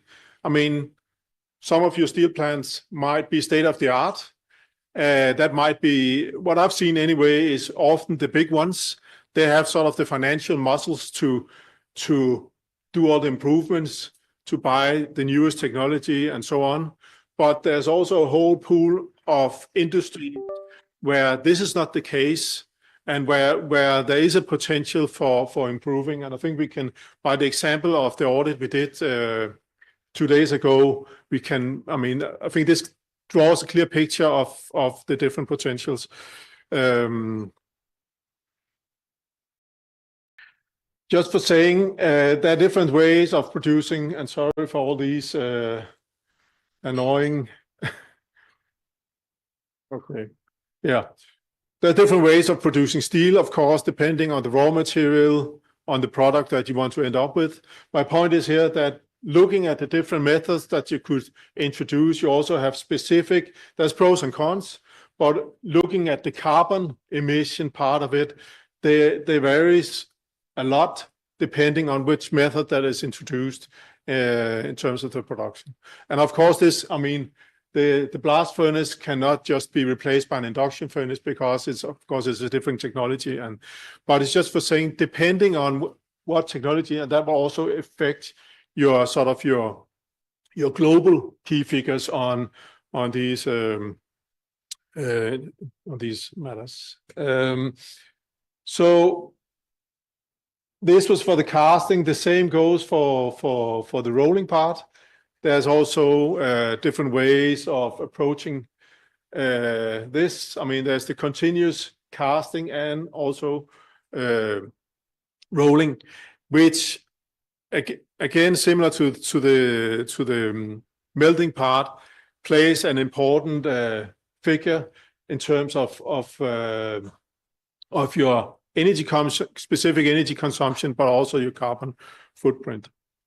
So these are some of the considerations when you're planning a new plant. And why am I saying this in a room of a steel expert? I mean, this is common knowledge to most of you probably, but it is important in terms of when we are talking about long-term planning. Where do you see the steel sector in, let's say, 10 or 20 years? Where do you want to develop the sector? Where do you see the options of making export or making profit in the steel sector? And as Nadeem just mentioned, that, I mean, energy efficiency first, because, I mean, this all goes hand in hand. We have been hearing about we need some energy distribution, yet we need electric supply. And somebody should invest in the electrical supply, right? So, and in order for them to make an investment, they need to know if there's somebody that will buy the electricity. So it's like the chicken and egg problem here. So you need to go hand in hand, making sure that you have long-term plans and also in which direction that you want to go. And that also goes hand in hand with the electric supply, because they should meet your demand for electricity in the future. There are a number of boundary conditions when we're looking into the steel sector. Nadeem just mentioned the voluntary agreement scheme. And the voluntary agreement scheme is a national tool to promoting energy efficiency. Sorry if I'm moving around the mic. I'll try to stay more close to it. So it's a national tool, and it's been very useful and helpful tool in Denmark. It's really moved the whole industry a lot and has also been one of the major tools in decoupling our financial growth from our energy consumption. Then there's the CBAM issue, and that is that is crucial. Also conditions for export to Europe. And now you also, as you know, that the US is also posing taxes on imported goods. So a lot of things is going on in the world. And in order to you to be as prepared as possible for any changes, then energy efficiency is still the most important figures, because this will sort of lower your baseline for any changes that will be put up on you in terms of working with this. Then there's, of course, the carbon credits. And I also read that there's been talked about having national tax on carbon emission. And I must say, I do not know how far this process is at the moment. But of course, that's also a boundary conditions that is important. And that also plays closely along with the CBAM part. And then there's the competitiveness, of course, keeping the market position. Also making sure that if you are ahead, then you will not be caught then if somebody suddenly changes. Because if you have prepared yourself for being in the best position, then you will be sort of, you are in the best positions in a competitive market. And then, of course, there's the future energy prices. That is also very important. Should you rely on coal? Should you convert to electricity? Is natural gas an option? All these elements is also important when you look into the sort of crystal ball and see which direction will this take us in the future.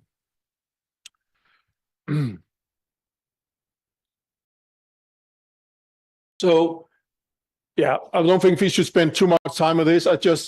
Maybe these numbers will not be entirely correct. I just tried to see, okay, there is different specific carbon footprint depending on what energy resources that you draw upon, and that is quite obvious. But if you look at the financial part, there's also very different price level per kilowatt hour. So I just converted it into something that can be comparable. So again, then there's different factors if you're using natural gas, electricity, or petrol, or biomass, or whatever that you choose to use. Then, of course, this is an important figure. And it's also important to monitor this. How will these figures develop in the future? So just a disclaimer here, I'm not an expert in CBAM. I know a lot about it, but I will not say I'm not an expert in CBAM. But what is CBAM? CBAM is a sort of carbon border adjustment mechanism. That's what it stands for. And it's a sort of tax set up to challenge global carbon leakages. So in Europe, we have a setup called ETCS scheme where we have tax on carbon. So making sure that European countries do not source in raw material or products that have least carbon efficiency as the European, so getting a sort of competitive advantage, then a tax will be put on these imported goods. And this is it's in a very early stage at the moment. And for now, several sectors has been chosen to be the first one. So to be the pilot on trying out the CBAM scheme to see how it works. How will the mechanism work? Does it actually work according to what we expect?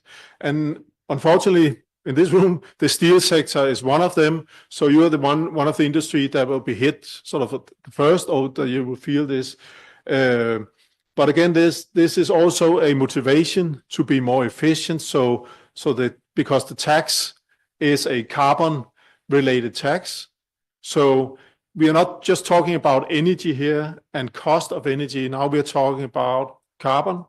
So the carbon footprint, and this is also why this suddenly comes with a price if you want to export. Yeah. So this will start, I mean, this year and will slowly be phased in. The first year there will not be any payment. It's more like trying it out as a reporting. Does this whole CBAM mechanism work as intended? And if so, then sort of the tax setup will start in operation. And then in the next years, other industries like the textile industry, which is also very big here in Pakistan, will also be a part of the CBAM. Yeah, I think I'm behind schedule, and so I'll try to speed up the process. Please just raise your hand if there's anything that is sort of especially important to you, or that you want to, that I want to elaborate a bit more upon.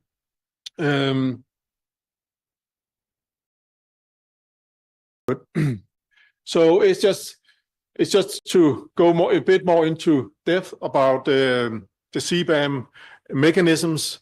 So it's sort of powered by the ETS systems to levelize, because the ETS system is a system where we have there's a carbon credit for large industries. There's also free allowance to certain industries, and these allowance will be phased out in terms of phasing in this carbon mechanism. So it should be balanced out, not giving any company an advantage of utilizing countries where you have a higher sort of carbon footprint, and then not getting sort of removing the incentives of this ETS scheme.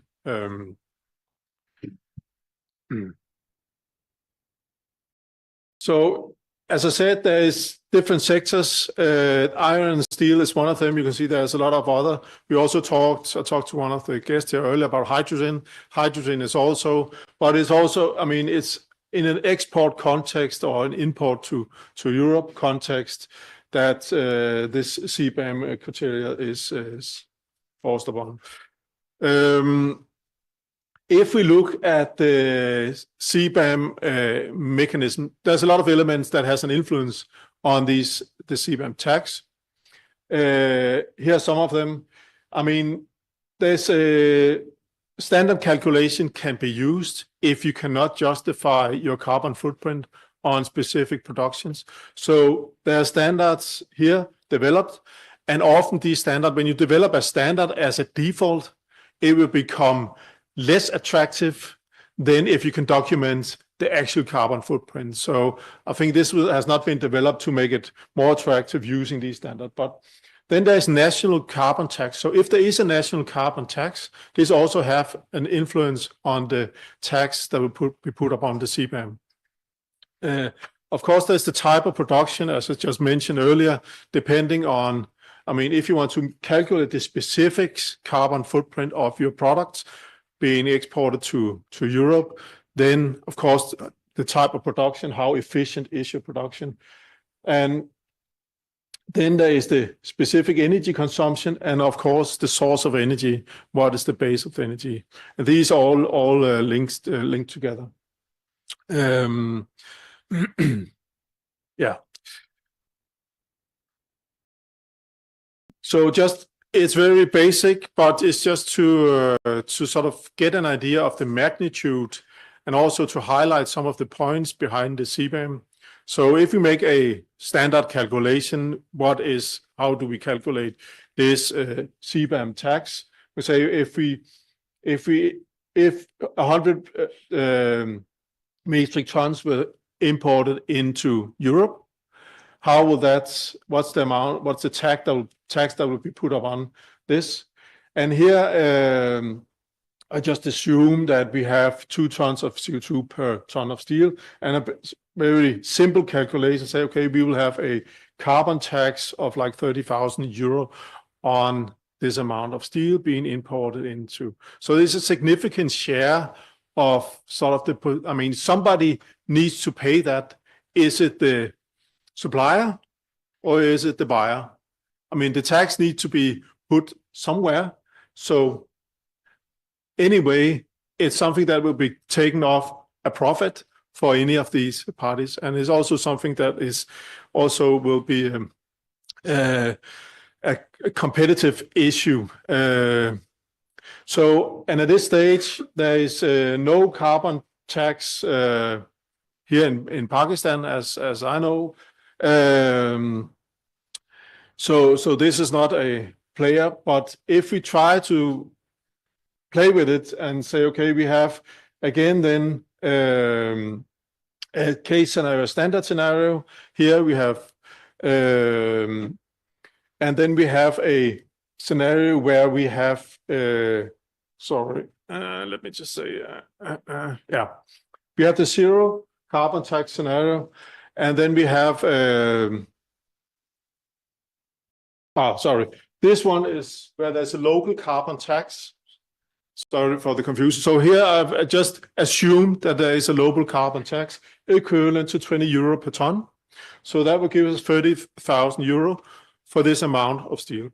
If we make the same calculation, just very simple, just removing this local carbon tax, that would increase the CBAM tax to 90,000 euro.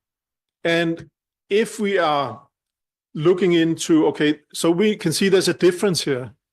So if you have a local tax, carbon tax, and you're going into the export market to Europe, then there's suddenly, I mean, you get it possible to get a tax that would actually be paid sort of by this CBAM mechanism.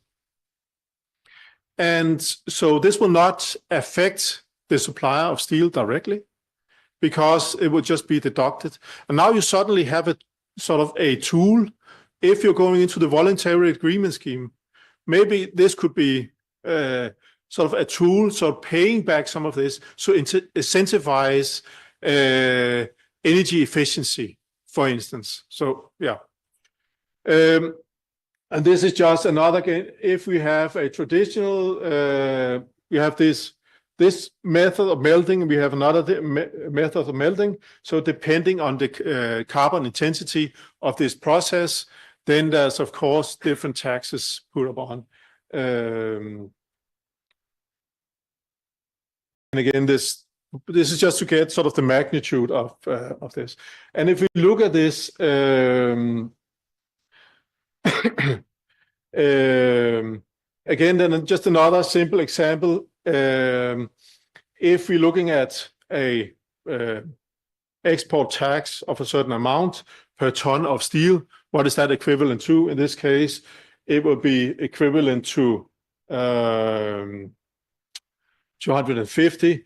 And if we look at this and we can impose energy savings that I just showed you, then we can save in the magnitude of 40.5 euro per ton.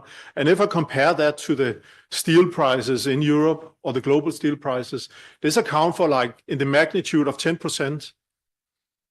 So it's not insignificant. So it's just to point out that again, then if you can reduce, then you can also have a huge impact on this. But this again, then this is up to you guys to make these plans and also see that there's a business in going in this direction. Sorry.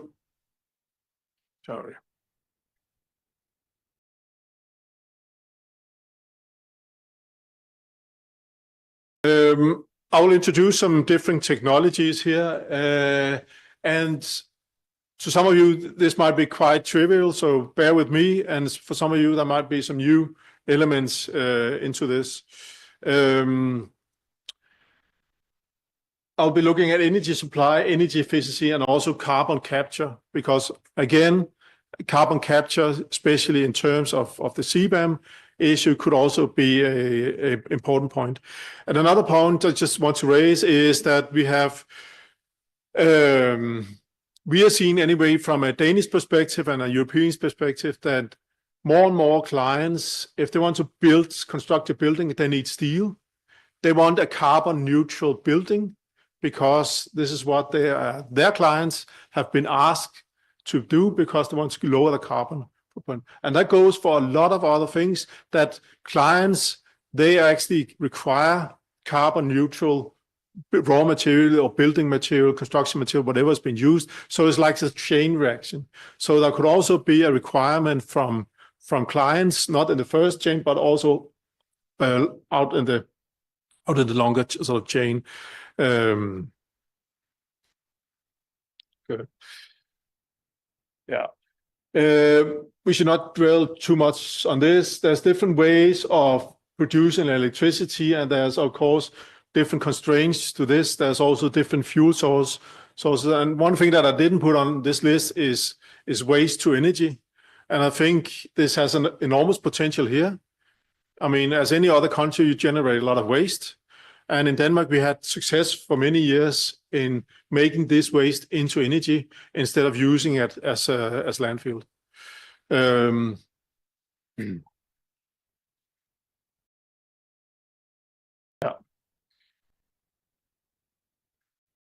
Here's some example from, if we look at a blast furnace, we have a very, the fumes coming out of such a process here is very hot. The energy intensity is relatively high.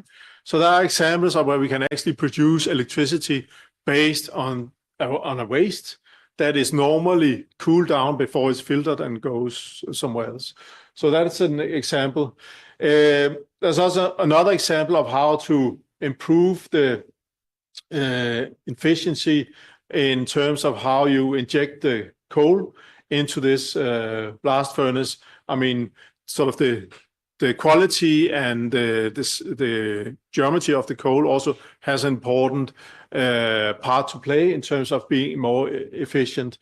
Hydrogen is another option in terms of lowering the carbon emission because there's no carbon footprint related to introducing the hydrogen. The byproduct here is water. So there's also another element. And I have an example of a company, I'll come back to that has been doing a lot of work in terms of introducing hydrogen into the steel industry.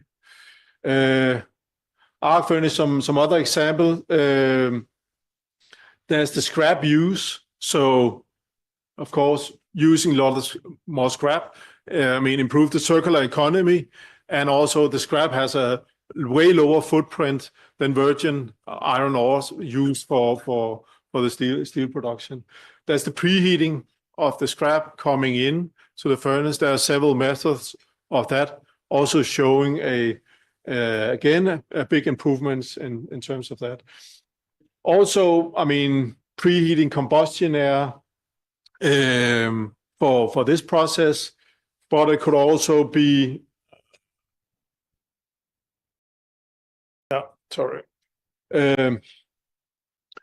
but it could also be utilizing this waste heat in other ways. One example is in Bangladesh, I was working in a steel factory that was within an industrial cluster. There was textile companies next to using a lot of hot water. So low temperature, low grade heat, and that could easily be supplied from this steel sector. So actually making a business of exchanging energy across. The steel sector could get paid for the waste heat, and the textile factory could actually get cheap energy from this waste heat. So it's just confirmed. So looking into being creative, looking into different options. And then, of course, renewable electricity for sourcing into these systems. The induction furnace, some similar, I know this is not a picture of induction furnace, but similar examples, preheating of scrap, advanced, again, process control is also a very important thing, also something that we discussed during this audit. There's also the lining material, also important for the quality, but also for the tap-to-tap time and how the specific energy consumption.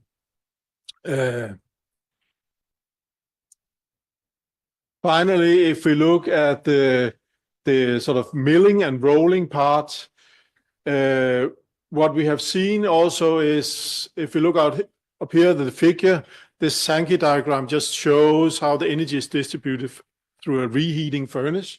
So a lot of it goes with the steel, of course. When it goes out, it's heated. A lot goes with the fumes, a lot goes through the insulation and so on. So to capture this and reusing it, putting it back is, there's big gains to get. And I know that probably most of these reheating furnaces, they have installed recuperators systems of some kind already. But again, then how do we make sure that our systems operate as intended? Do we actually monitor it? Is this something that will change over time? Will our heat exchanger foul so the efficiency of our system will decline? So having all these monitoring systems to be more advanced in controlling how we are actually producing, how we're also improving our efficiency. And that is very important, not just assuming that this will operate as installed, because that is very often not the case over a period of time. Yeah, and of course there's the whole motor part. I mean, if you're looking at the electricity consumption in the rolling part of a factory, choosing the right motors, choosing the right drives, there's huge savings to gain from choosing these right components, and also making sure that these systems are maintained and monitored in the right way, making sure that they're always performing as efficient as possible. Finally, carbon capture. Here are some examples of carbon capture installations made around Europe and also at the Emirates. It's a virgin sort of, the technology is not virgin, but in terms of using it as capturing carbon for lowering your carbon footprint in industries is sort of virgin. And there's many ways of doing it. This is also why some of these are pilot scales, some of them are full scale, but there's different methods of capturing carbon. And so the carbon that we are looking at is here post-combustion. So when we have combusted something, then we can capture the carbon. And they have been, in Belgium, there's a process plant or carbon capture.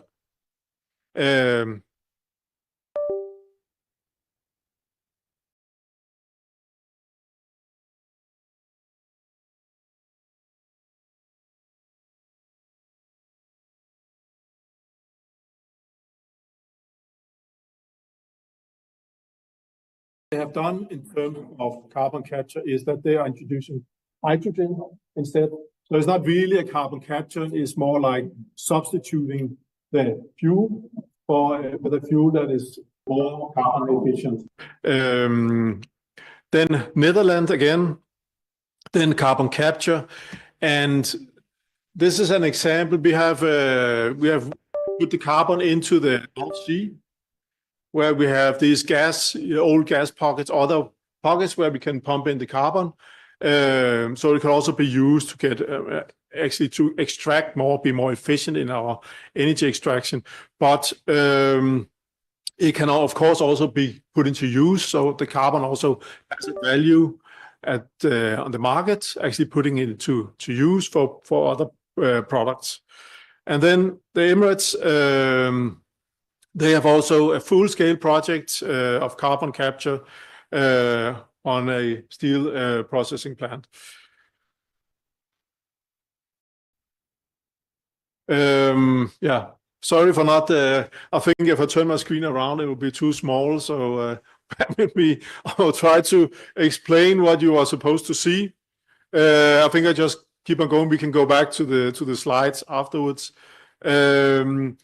There is this organization, Green Transition, where we can actually, there's a steel tracker. It's a setup where you can actually go and see where are different initiatives started. And I'm sure you get the slide here afterwards. There's a link you can go, so you can also inspired what is going on in different places in the world. How far are they? You can go into their website, you can read more about it. Maybe you can just contact the companies directly. If you think that this is interesting to you, it's also very clear at what stage. Is it a pilot stage? How are they operating with these projects? They are mainly around Europe. There is also something in China. Projects and also some, of course, the Emirates, as mentioned, Australia, some in the US, but there are a lot of projects in Europe. So get inspired, then that's could be a way to go to. And these projects are, we are operating with the sort of science-based targets. So there's scope 1, 2, and 3. So reducing the carbon in scope 1, like the energy efficiency part, scope 2, like the source of energy, and scope 3 is all the raw material that we also secure sourcing in. And this is also what these steel companies are working with, how to reduce their carbon. I think there's a lot of inspiration to get from that, depending on you want to use it, reduce it in scope 1, 2, or 3.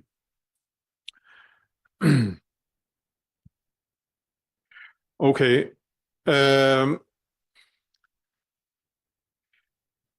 I'll just continue. I think due to time, I think I should just I can show you the slides in the break afterwards. Or should we have the break now, maybe? We can just wait for 1 minute, I think. Okay. But after that, after Fridolin presentation, we will have a question answer session, and I think a lot of steel interested perspective would be there from the Pakistan side, and there are a lot of questions for you as well as an expert, and yeah, we'll get back to you on that. Okay.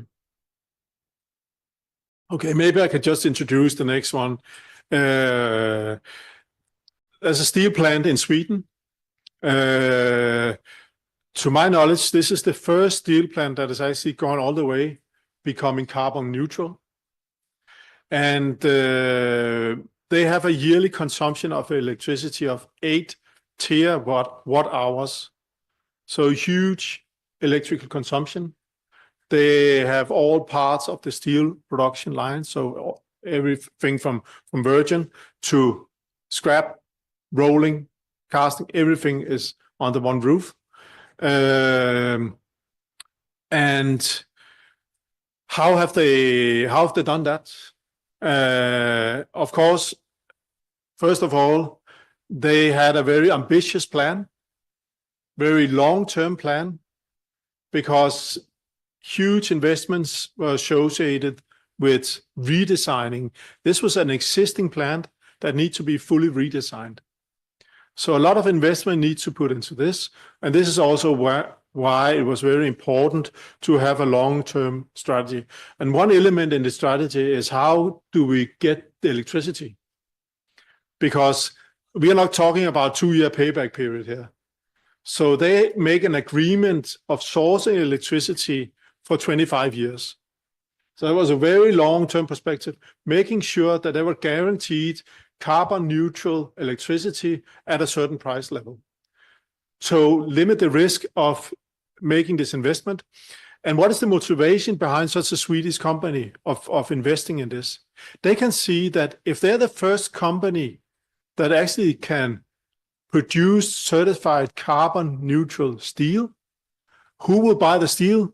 Everybody that wants to become carbon neutral will look towards this Swedish company, so they get a huge advantage towards the competitors that has just been, not sleeping, but has not been that advanced. And this is also one of my point here. Try to make a long-term planning and try to be ahead of your potential customers. This is where you can gain the market. Okay, so back to what have they been doing? So they had the coal for the blast furnace. That was transition into hydrogen. Of course, new technology needs to be applied, but hydrogen was made on electricity. So the electricity that they have sourced in were producing hydrogen that could be produced, that could be used in the blast furnace. So that was one element. Then, of course, they had to build this major hydrogen plant. So that was also additional investment because they need to be in control of their own hydrogen production. They could not rely on external hydrogen, and also making sure that the infrastructure, I mean, if they want to source in hydrogen, they need to build additional hydrogen infrastructure. Fridolin, Yeah. I think we are taking the question and answers session for right now, and then we will resume the presentation Okay. onwards. Yeah. Sure. Colleagues, if you have any questions, please raise your hand, and I would request our STPI team to facilitate the experts. Yeah.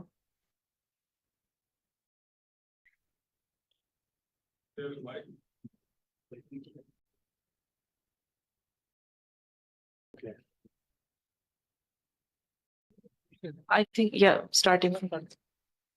Okay. Yeah, I have a question. My name is Bilal Jejua. I have a few questions actually.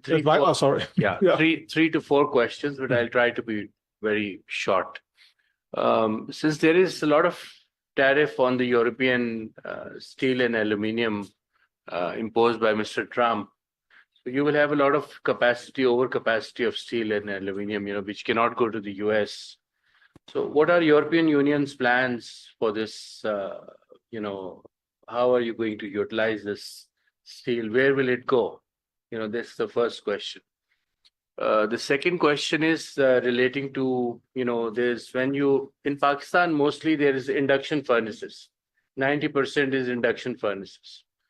So what are your suggestions for, utilizing this waste heat from this induction furnace to chemical route? If there is any technology we can look at. The third question is the cost of CCS, the carbon capture system, applied on an induction furnace. What would be the per ton cost of that carbon or per kg cost if you apply it on an induction furnace? These are basic questions, but once you answer, then we can discuss more.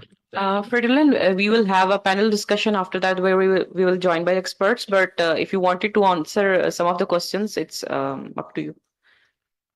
Maybe I might not be the right person to answer all your questions, but anyway, it's just I wouldn't know what is the sort of strategy in, I don't have insight to it, but I assume that new markets will emerge because, I mean, US is putting taxes on everybody, so the steel will find other ways around.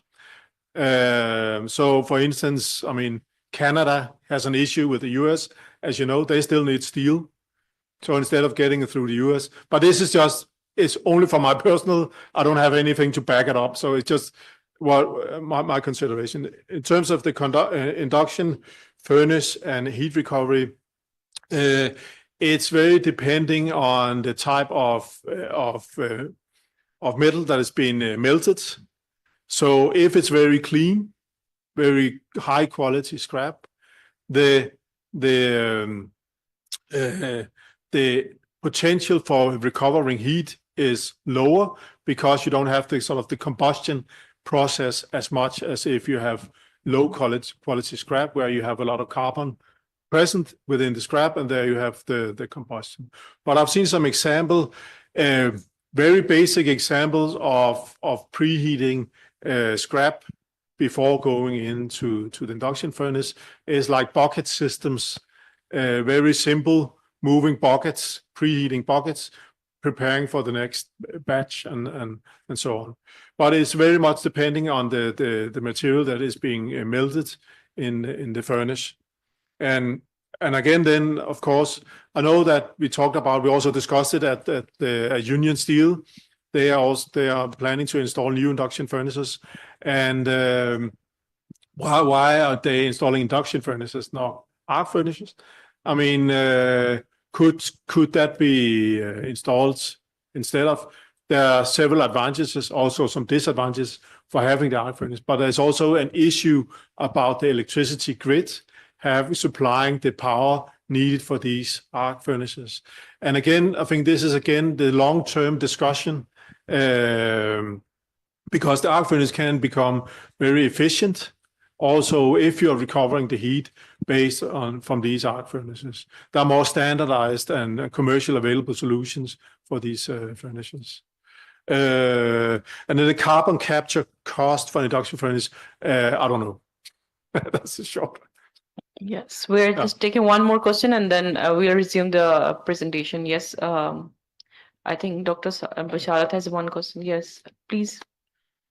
I would like to say that I was the CEO of Alternative Energy Development Board. My name is Dr. Basharat Hassan. We have worked on wind, solar, biomass, waste to energy, biogas, biofuels, and also used RDF for different energy generation as well as for cement plants. So there, I mean, clean energy is there. Yeah.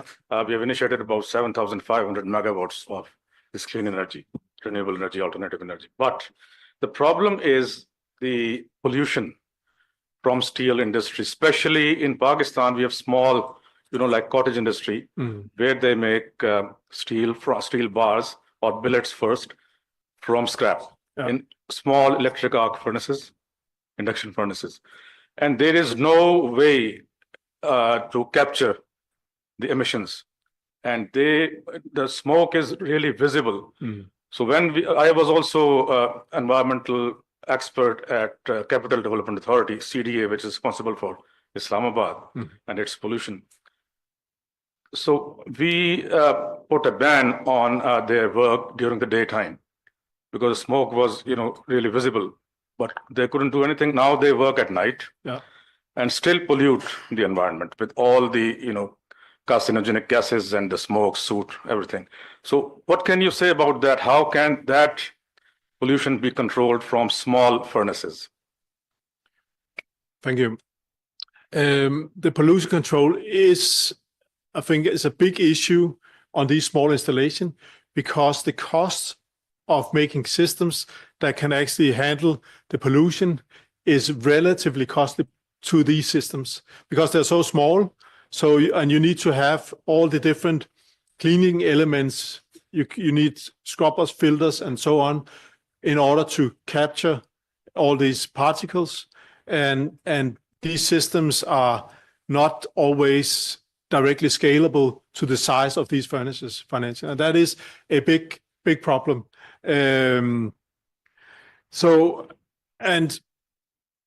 How to handle this? That is a good question, and I do not have the answer on hand here. How to solve this problem? Because either you could, you could regulate, but how can you regulate? You need to put a penalty on these small, and what will happen? They will be out of business. Right? They cannot afford making these installations and still survive. So can you have a carrot instead of only the stick? Can you incentivize them to be more efficient? Now we talked about the carbon in terms of CBAM. Could there be, if you have this whole chain of taxes that could actually flow back, be financed by somebody else and flow back to these producers, that could be one way of sort of incentivize to make installations that is affordable for these small companies, but also make them, to my knowledge, anyway, from elsewhere that I've seen, is very standardized sizes of how many tons per furnace that can contain. So you can also make standardized solutions, and by sort of replicating these standard solutions, they also become cheaper. But I think for now, there are some, of course, it can be done, but I think it will be too costly. Nobody will invest in it and get this financially attractive. Yeah. So I think, again, then back to the long-term planning. Long-term planning must take place, and also to see how can we address all these different elements. Because it will not come by itself. I don't think the market mechanisms, unless you push these market mechanisms in the direction that you want, that will not happen by itself. Yes, we can, I think, resume this question and answer session after your presentation. You can now present. Okay. I will. Okay. That was from this website, and this is the Swedish plant that I think this is where I ended. Large scale electrolysis plants, also electrifying all remaining elements. Heat recovery is a big element, of course. Energy efficiency. Oh, sorry.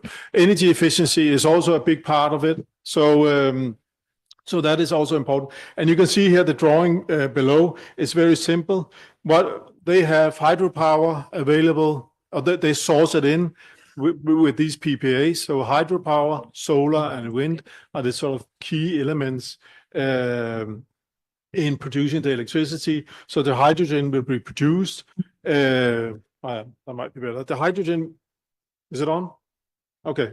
So the hydrogen will be produced, and you can use it in the furnace, and then electricity go into the system. So that's the basic schematics of how they have actually addressed this. Yeah. This is just from some studies I did, or actually some work I did in Bangladesh, where we work with 5 different steel companies in Bangladesh, from sort of high-end companies to very low and very small companies. Also it was a part of a project we did with the authorities in Bangladesh, supported by a Nordic fund. But what we did was we evaluated these different plants and see, okay, how can they improve? And there's different challenges depending on where you are, sort of on the scale. It was very obvious that the big plant, they were in control of the process. They have sort of state-of-the-art equipment. But what we were addressing at the big plant was the management part. How do they actually manage their energy systems? So that was sort of key elements that we actually were addressing there. How do they manage? Because they have the technology available, they also have the funds, but how were they actually managing, making sure that they were super optimizing the plant and also monitoring, making sure that everything is running smoothly. And then there was, when we looked at went down to also medium-sized plant, there were a lot of different elements that could be improved in terms of improving technology, new methods, how to produce, making sure that the reheating system was controlled so you don't overheat, tap-to-tap time was as optimal as possible, and so on and so forth. So there's a lot of different issues. And then there was the whole working environment, the training of the operators, awareness. One thing is producing steel, but also knowing why are you producing steel? I mean, it's because you are somebody is making a business out of producing steel that makes sure that you have a job. That's sort of the first thing of the workers. But how can they actually contribute to also be aware that this process, that this production are as efficient as possible? So also training the operators, the people on the floor, to be aware that if something changes, is that on purpose, or do we need to correct it and come back? And also, so making points that you could monitor, making sure that this operation will always running smoothly, not depending on somebody passing by 4 months later, discovering this is not operating smoothly, and then you have been wasting a lot of energy in the meantime. So, yeah,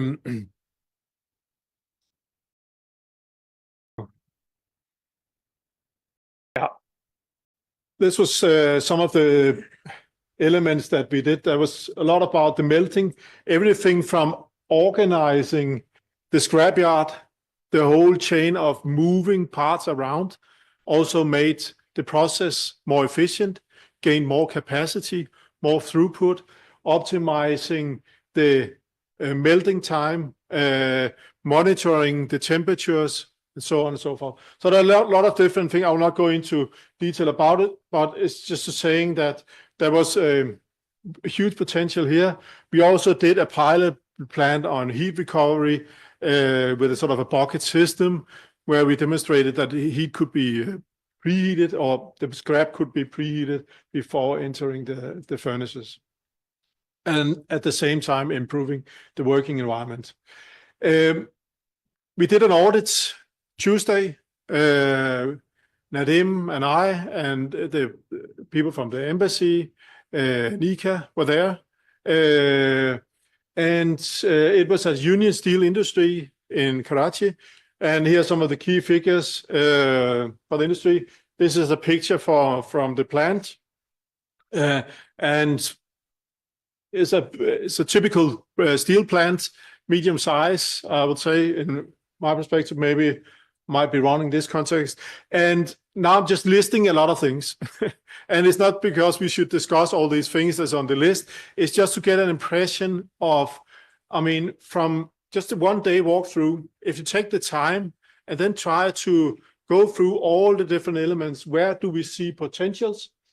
And it's important to highlight that this is only potentials because, I mean, you need to also a financial to back this up, and we have not gone to that part yet, but where we can see potential. So listing up all these different potentials, there's a lot about, not a lot, there's something related to the new induction furnace, there's something related to the reheating furnace that they have already, to the rollers, hydraulics, cooling, compressed air, operation and light, cranes, and so on.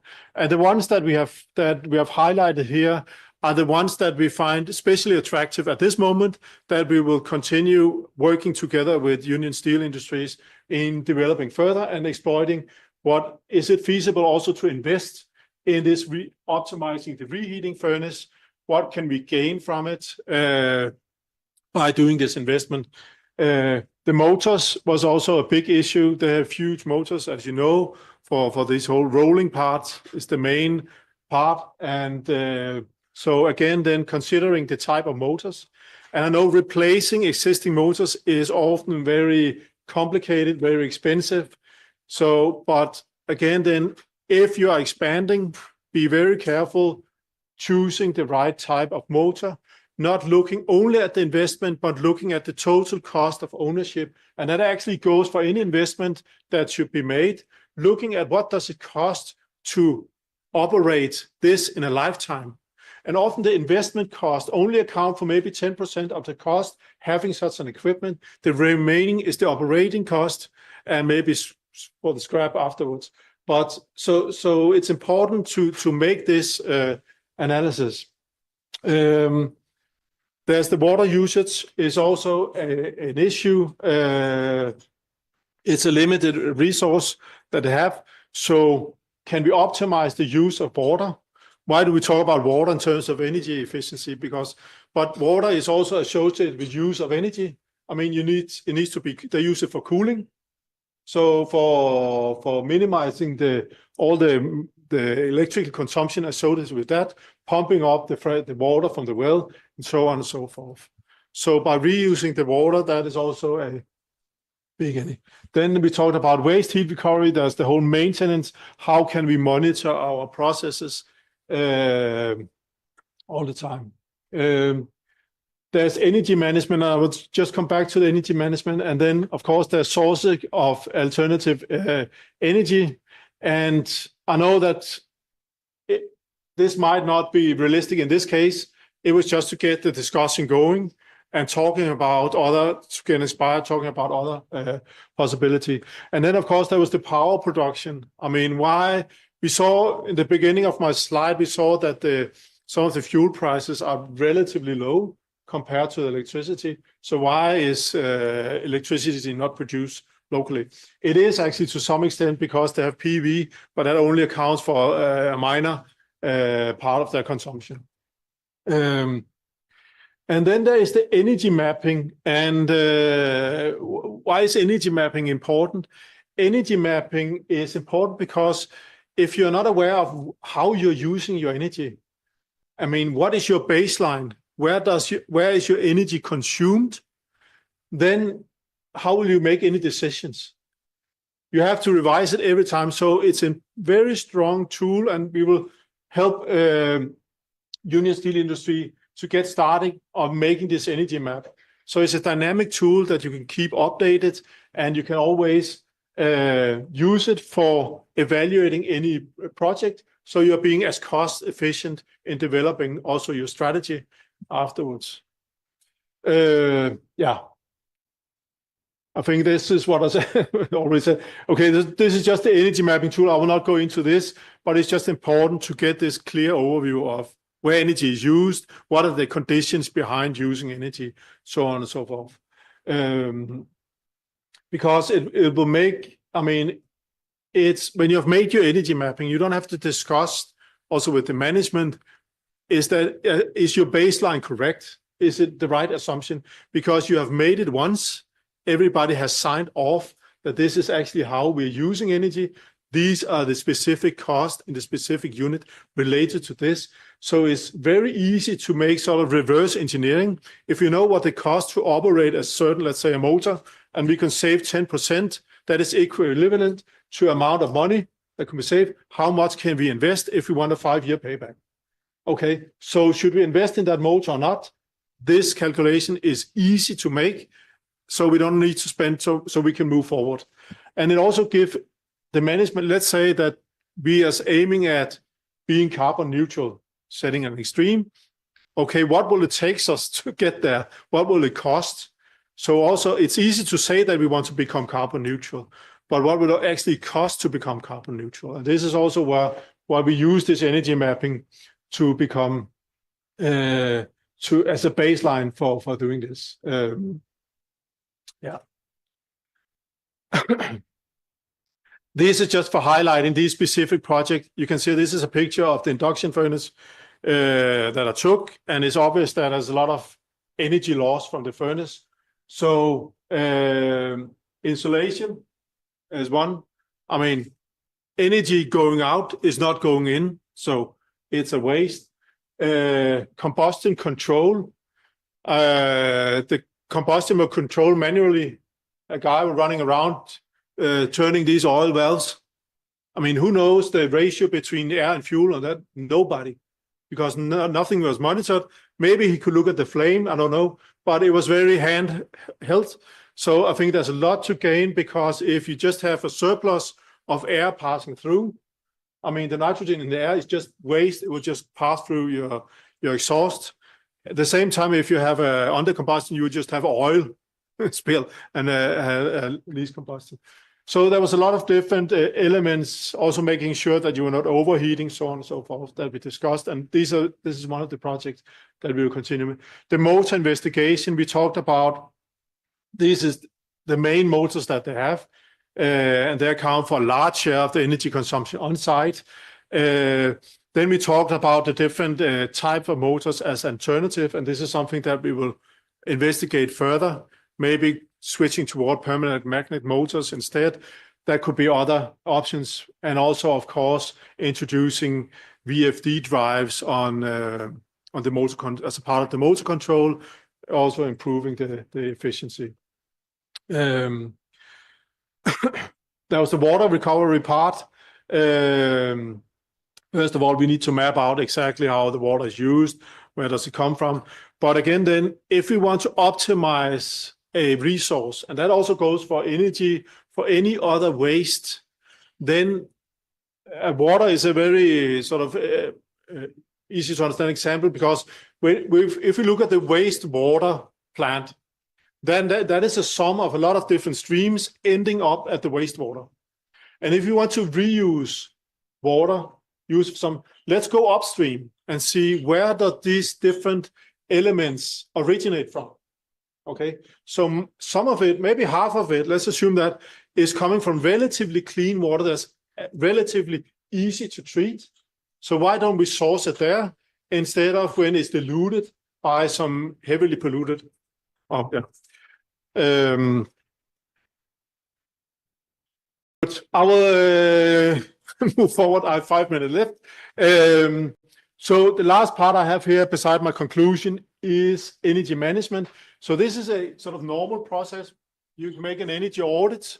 So you had taken initiative, make an energy audit, make decisions, you make some actions, and then you have done a project, and then what? Should you then start again, make an energy audit? I mean, it's a very sort of, it's not a very smooth process. It's not a very controlled process. But this is what happens very often in many industries. Yeah. So, yeah, I mean, introducing an energy management system is a system that basically what it does is that you always, I mean, you just have this circle where you plan your activities, you act on them, you check, and you do. So this whole circle is just moving you forward towards the target you have set. So always improving your quality takes time, of course, but you are in control of this process. And this is what often is not the case when you're just, I mean, taking it step by step. By also doing this, you're also more in control about the different investment that you'll do. It's not like salesmen coming in, selling your product. I mean, this might not be aligned with your strategy. So just jumping into, because it seems good, but is it aligned with your strategy? I mean, is this the best investment at the right time to make?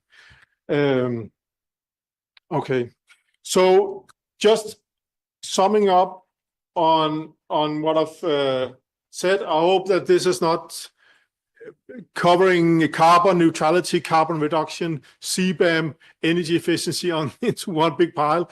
I hope you can sort of still follow me here. But of course, the boundary conditions are extremely important. And this is, I mean, long-term planning is something that actually can have an impact on these boundary conditions and also secure for investments. Because, I mean, how will you make investment with a 20-year horizon if you don't have some kind of outlook in how will the energy supply look in the future? So going full electrical on a system, if you don't have the electricity available, that would be a big failure. The technology is there to some extent, but I will also say that still needs to be developed technology. And again, then different incentive could be used to support also the development and the demonstration of different technology. For instance, let's say these induction furnaces, how do we actually deal with cleaning the pollution based on these induction furnaces? We cannot expect that one company will sort of be the front runner themselves. Some technology development needs to be done. Yeah. Yeah. And then, of course, energy investments, investment in energy efficiency is crucial, and finding a way, maybe being supported by a voluntary agreement scheme or similar, could be a way forward. Yeah. Thank you, and sorry for No, it's taking fine. so much Thank you. time. Thank you so much for the wonderful presentation. Thank you. And for also highlighting the audit report of, steel industry, what you have conducted in Pakistan as well. And I know some of you have very relevant questions with the Fredolin, but we will resume this discussion over the lunch. And after the lunch, we have a World Bank representation who will depict their light on the industrial decarbonization study they have conducted in Pakistan. And also we have a panel discussion on the roadmap for decarbonizing the steel sector in Pakistan, in which we will be joined by Arif Gohir, who is the Executive Director of Global Change Impact Study Center, Dr. Nabil, Head of Compliance, Ministry of Commerce, Ms. Sobia Becker, Advisor, Pakistan German Climate and Energy Partnership, Mr. Engineer Khuda Bakhsh, who is the CEO of EDB, and Fredolin will be with us, and Mr. Abu Bakr Ismail, who is the energy expert at Amreli Steel, and Dr. Khalid Walid from STPI. So please resume with us, and we will be starting at 1:40 these discussions. Yes, please join us for the lunch.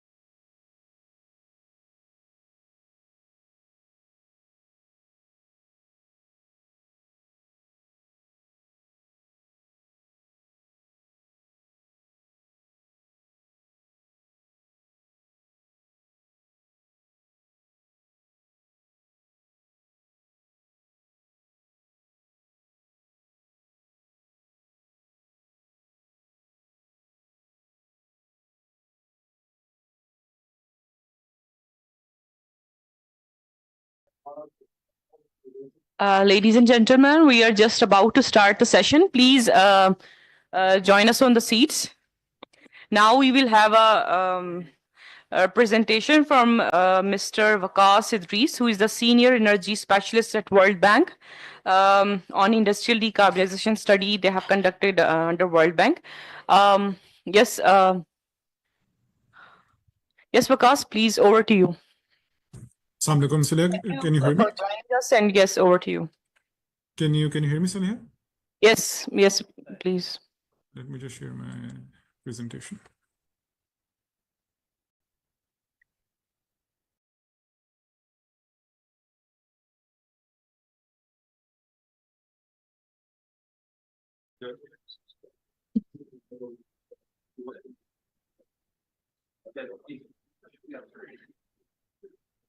Can you see my screen? Yes, yes, please. Perfect. Thank you so very much. Assalamu alaikum. Good afternoon, everyone. Thank you so much for inviting me to this very important workshop. And I'd like to start by expressing my sincere appreciation to the Embassy of Denmark, Danish Energy Agency, and SDPI for organizing this workshop today. And I also apologize for not being there in person. So the workshop today comes at a very opportune time since Pakistan is actively exploring pathways to enhance its industrial competitiveness. This is being done through targeted price incentives, policy reforms, tariff rationalization, with a broader aim to not only revive industrial growth, but to make it more energy efficient, globally competitive, and climate resilient.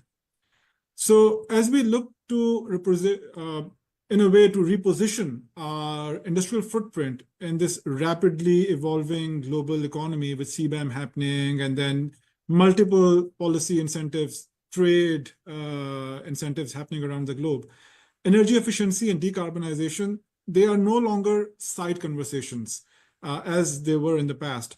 They are central to how we build cost-effective, future-ready industries.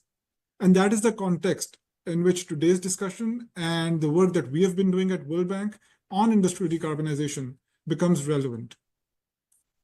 So to set the stage, and I'm pretty sure this has been identified and it's been talked about all day today, but just to set the stage, our industrial sector consumes around 37% total national energy, yet it operates one of the highest energy intensities in the region.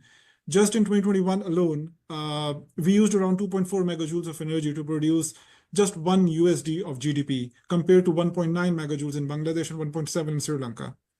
This inefficiency is expensive, especially if you consider economies of scale. Coupled with the fact that in electricity tariffs, they have doubled over the past few years and gas prices have increased fivefold. For industries, this isn't just a cost issue, it now becomes a competitiveness issue. The carbon intensity of our industrial consumption is also concerning, 55 grams of carbon dioxide per megajoule. That's around 38% higher than North America and 50% more than EU combined. This puts our exports, especially in sectors like textile and steel, at risk, especially in that global trade environment that we just talked about, like CBAM. So energy efficiency is not just an environmental and technical agenda. It is directly linked to our economic indicators, our resilience, and our global trade performance. So keeping this context in view, the World Bank study, it applied a structured two-track approach to understand decarbonization opportunities in Pakistan industrial sector. We focused on high-impact sectors that represent a substantial share of both energy consumption and emissions. The study involved 30 industrial facilities and 14 were visited in person for walkthrough audits, what we call the Ashare level 1 audits. Another 9 provided remote data. These facilities were carefully chosen to represent diversity in terms of geography, size, and process types. We supplemented this with secondary data from organizations and partnerships with IFC, UNIDO, GIZ, and rather than instrumented energy audits, which requires a very intensive and invasive on-site instrumentation, we also relied on historical energy data and interviews to assess baselines and identify potential gains. And in order to better understand the role of different subsectors within the grander umbrella of industries in Pakistan's decarbonization pathway, we undertook a detailed diagnostic across 5 key subsectors: cement, textile, steel, fertilizer, and paper and pulp. These sectors were selected due to their significant energy footprints, emission contributions, and economic importance. Collectively, they represent a major share of industry energy use and emissions. The findings from the study, it forms the basis of a series of energy efficiency and decarbonization knowledge notes, which we developed in collaboration with sector experts and national institutions, and they will be disseminated soon. However, based on the relevance of today's event, I will focus primarily on the steel sector, even though in the presentation you'll actually see findings which will be relevant across all the remaining 4 subsectors. So quickly diving into the steel sector, we know that it is the cornerstone of Pakistan's industrial economy. It contributes roughly around 2% to our GDP and supports over 200,000 jobs. Our annual steel consumption is around 10 million tons, used in everything from infrastructure to defense to construction. And most of this demand is met by around, I believe it's 20 large organized firms, but even then there are many smaller informal units which are also operating. Steel is energy intensive, and it consumes around 6% of Pakistan's total energy and contributes 2% of all national greenhouse gas emissions. That means it's also a prime candidate for energy savings and decarbonization action. Understanding where these emissions come from and how we can reduce them is critical to building a greener industrial future. So there are a couple of advantages that Pakistan has in terms of our steel industry. And the foremost is that our steel is primarily made through scrap-based electric induction furnaces or still rely on more carbon-intensive routes like blast furnaces, etc., etc., etc. So EIFs consume just around 2.5 to 2.9 gigajoules of energy per ton of steel compared to global averages of 4.3 gigajoules for electric arc furnaces. And in terms of emissions, this results in around 0.29 tons of CO2 per ton of steel produced against a global benchmark of 2.5 tons.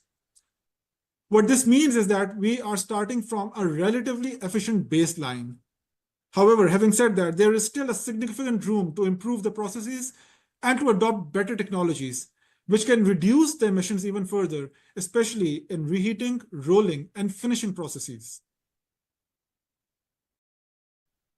So the total summary of the study is actually the thesis of the whole study is actually given on this slide.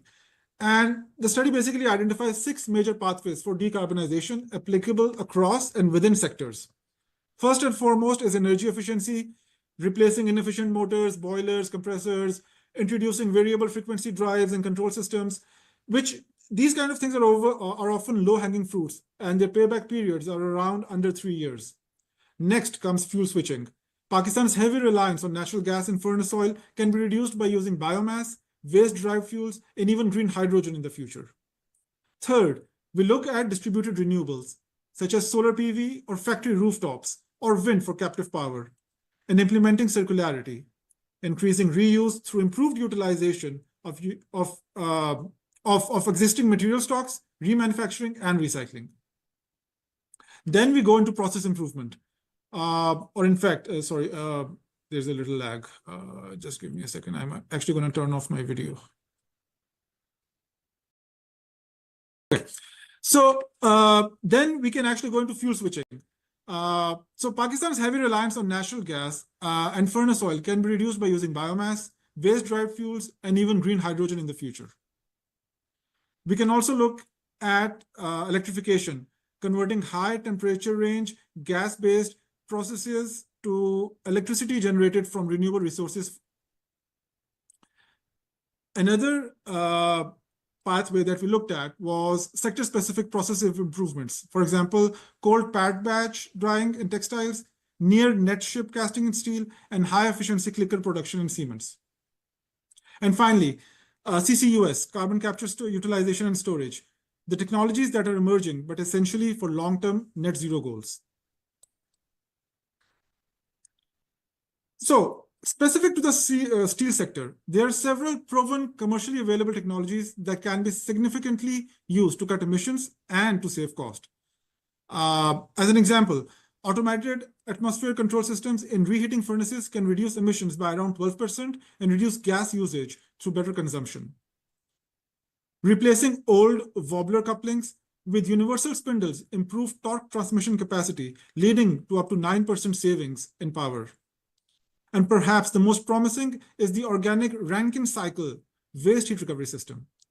By capturing and converting exhaust heat into power, these systems can cut both energy use and emissions by around or in the range of 5 to 10%. The payback of these technologies ranges from as short as 6 months to as most as 6 years. And these are not speculative technologies. They are being used today as we speak, and not only in Pakistan, but around the world.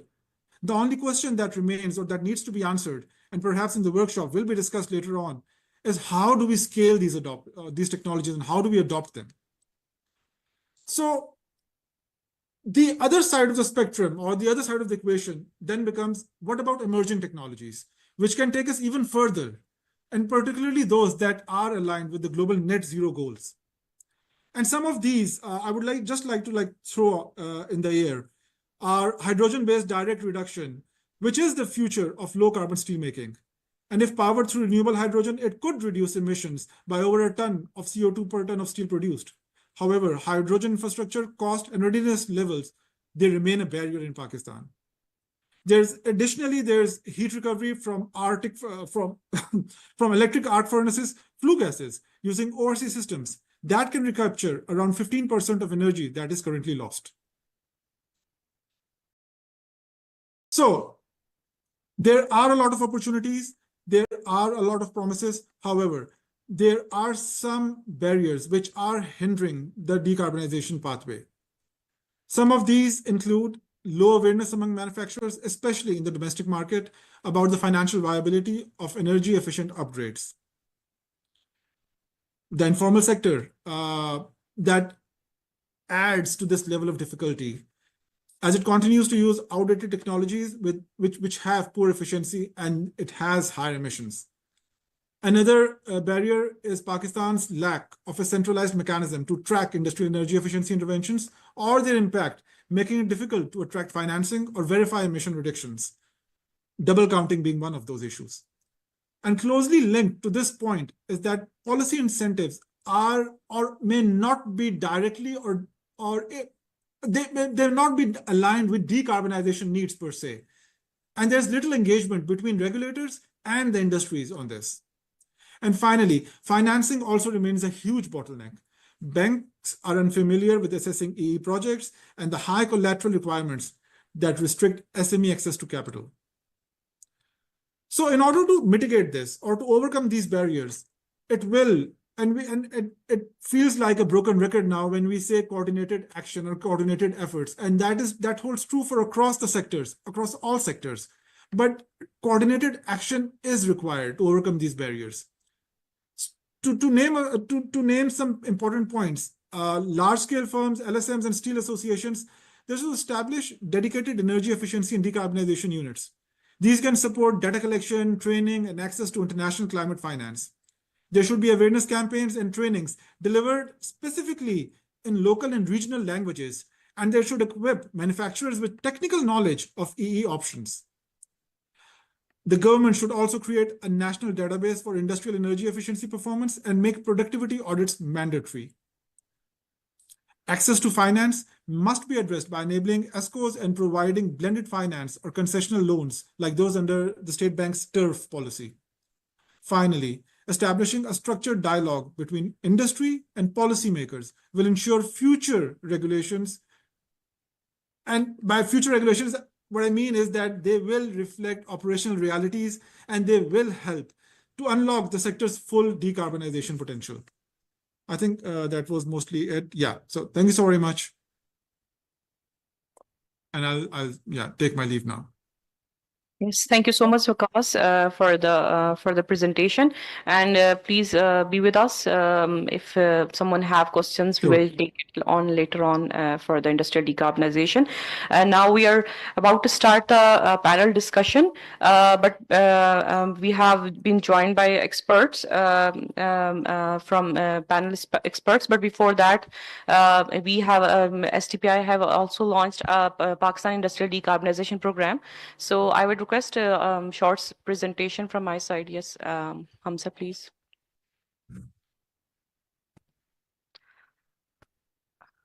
So briefly, because everyone has discussed what's the steel sector scope in Pakistan, what are the challenges, and what are the efficiency parameters that are needed for the industry and decarbonization steel sector of Pakistan is. Why we started the decarbonization program, because right now the NDCs of Pakistan does not have a decarbonization plan. So we are hoping that in NDC 3.0 we must have a decarbonization sectoral decarbonization plan. Also, there is a limited quantitative and qualitative data for hard to abate sectors, which leads to policy directions for decarbonization, and also increasing pressure on industrial sector for greening of their supply chains. And there are a lot of several untapped opportunities exist for the private sector. So the strategic vision was that in COP29, Pakistan preparing its NDCs, and they are due in March, and so we are hoping that the decarbonization plan would be there. Also, there are significant emissions from the industrial sector, and there are a lot of opportunities that how we can make a business case for the industries as well.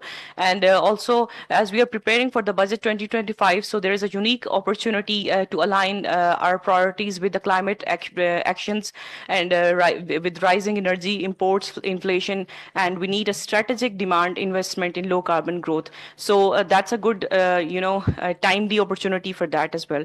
So if we go for the sector wise GHG emissions, there, as I have discussed, there are different data sets that some quotes that 25%, 25 to 30% GHG emissions. So there is a different quotes from different reports. So there's a lot of and neat understanding on the emissions profile of the industry as well. What we are doing in STPI, we are working on 3 pillars: on the research, advocacy, and capacity building. On the research side, we have developed scenario-based modeling, especially when we started with the cement sector, and then we are now entering into the steel sector, and we are doing the scenario-based modeling on business as usual, NDCs compliance scenario, and policy pathway scenario. And we have done a lot of trainings and outreach programs in advocacy activities, and we also have done a lot of trainings on standards, environment compliance, and other themes, and carbon markets and private sector engagements as well. The key pillars under this program is energy efficiency, in industrial efficiency, industrial decarbonization for hard to abate sectors, and green infrastructure for clean cooking, climate smart housing, grid modernization, and smart metering as well. So far, we have achieved these milestones from 2021 to 2024. This is the brief journey. I'll share the slides with you as well.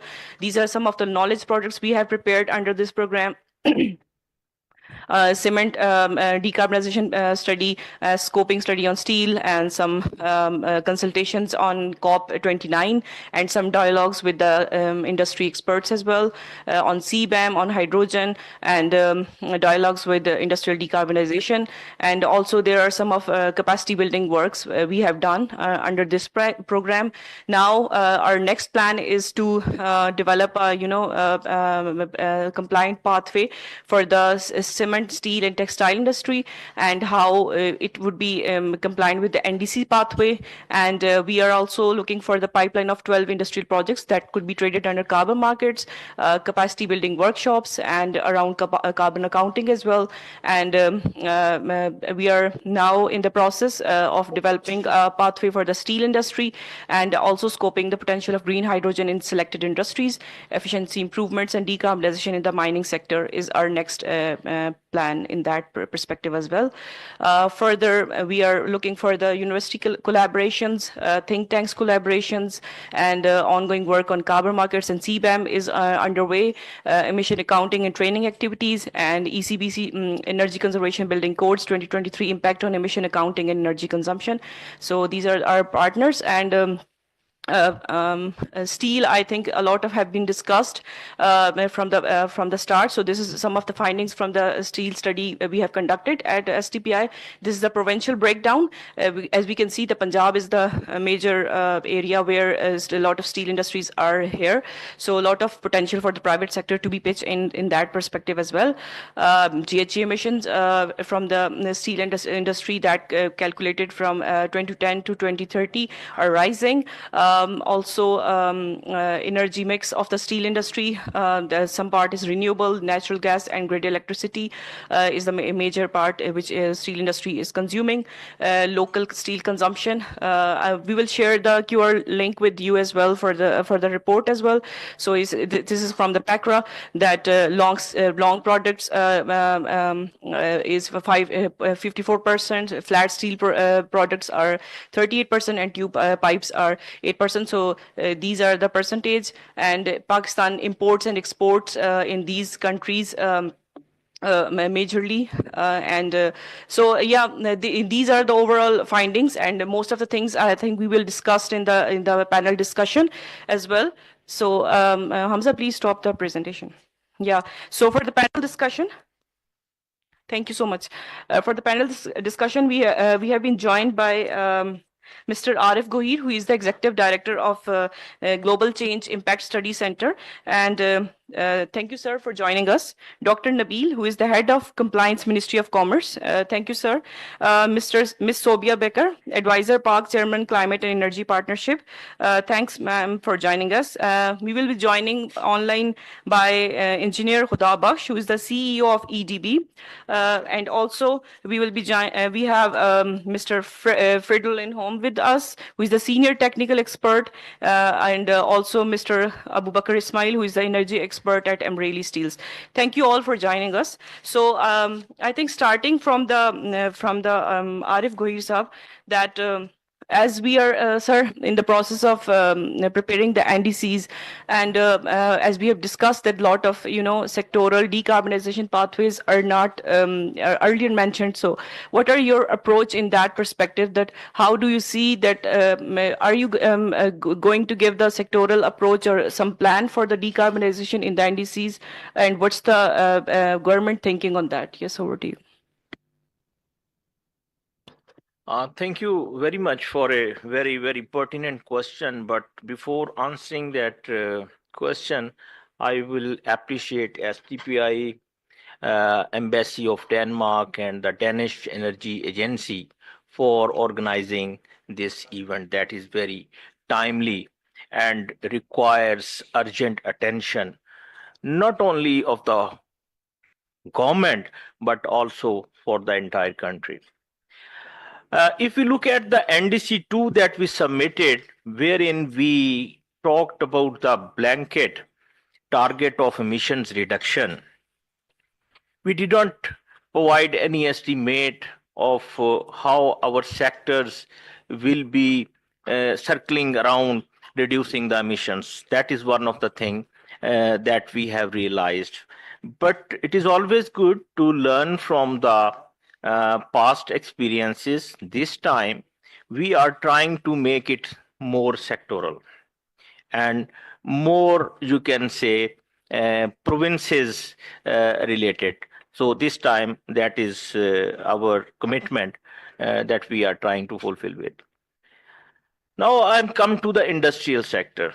When greenhouse gas inventories are prepared by Global Climate Change Impact Studies Center, the main focus usually remains on two sectors, that is energy and agriculture, forestry, and other land use.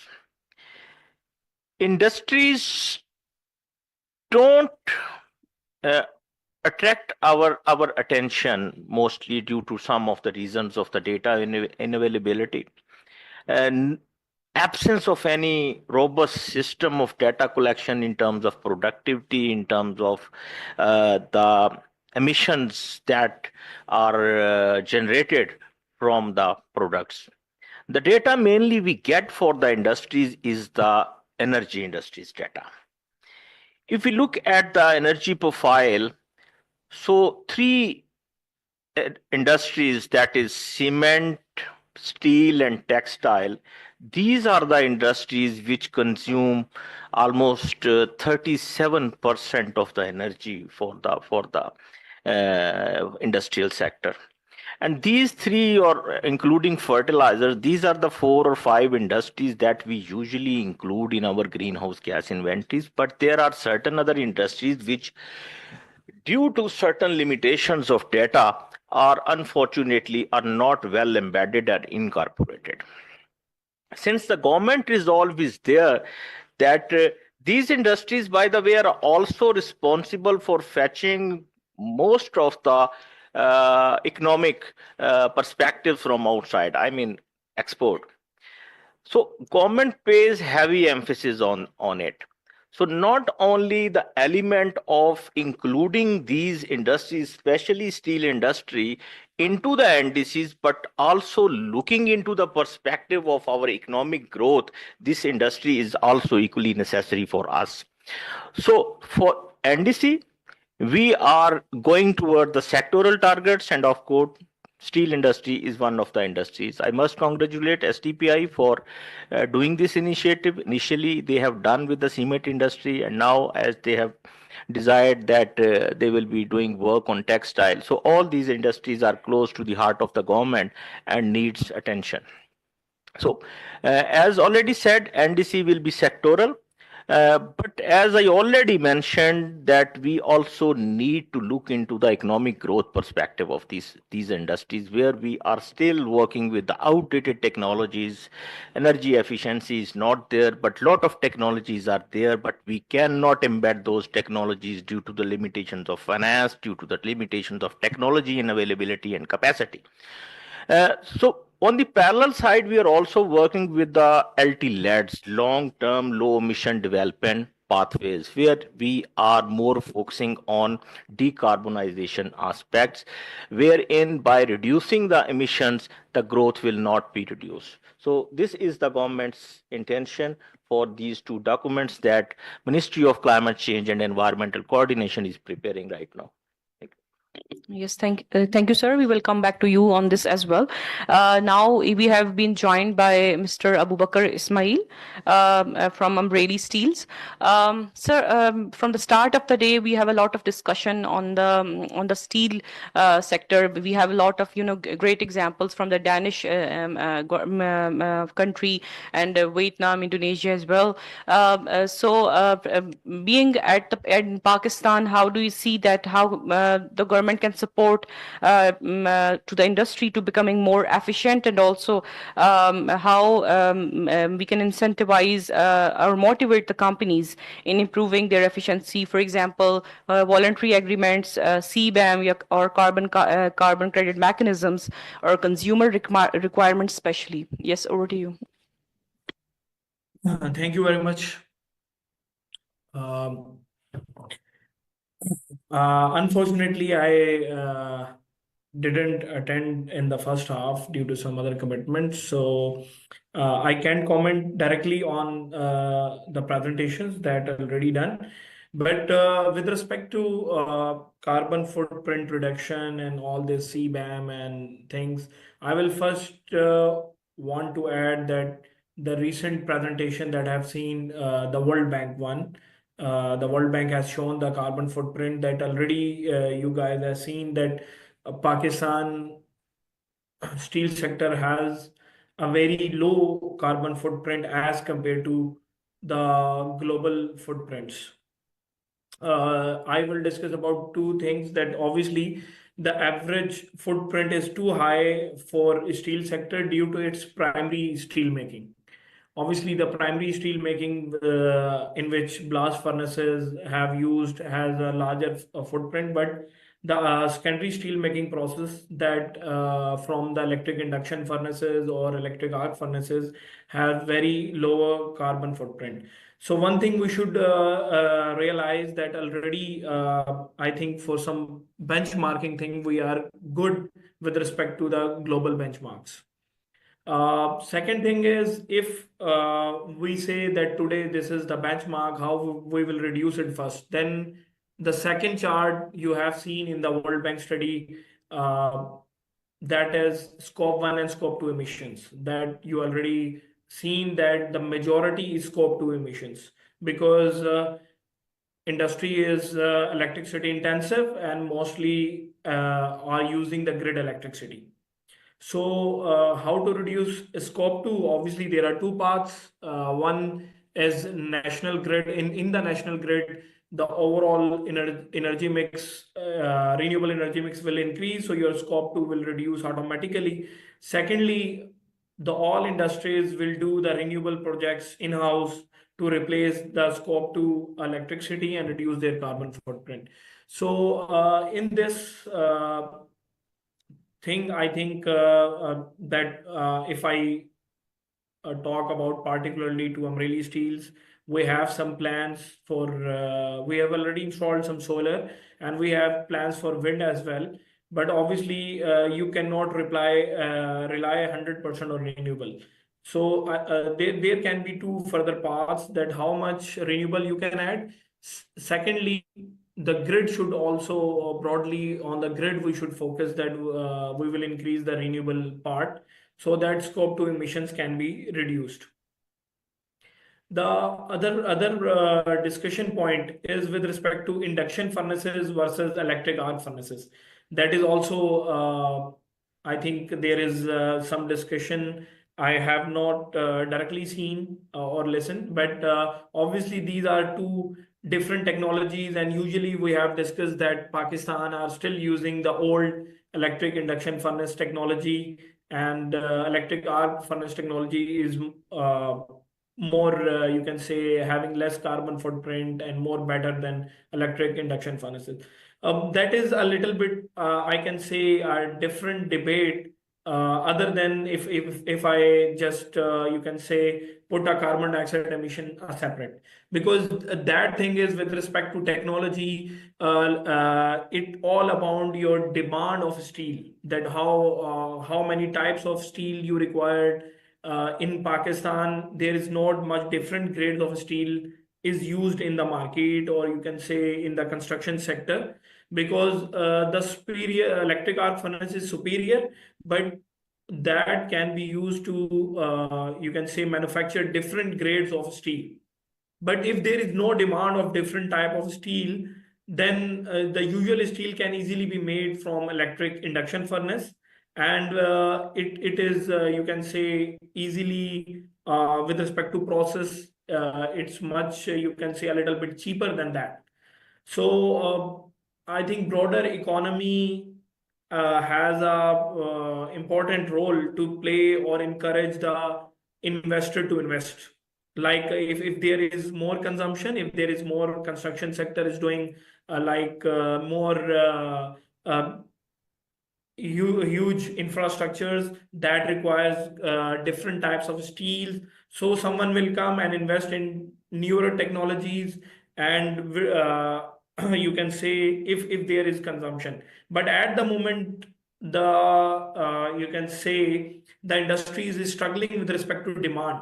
The major thing is if any investor, any industry will invest in anything when there is a demand, but at the moment, due to the overall economic issues, the construction demand is very low, and the majority of the steel sector, if I comment, the overall steel sector is almost running on their 50% capacity. So if you are under capacity, there is no encouragement to invest on newer technologies, or even in the you can say any energy efficiency projects, etc.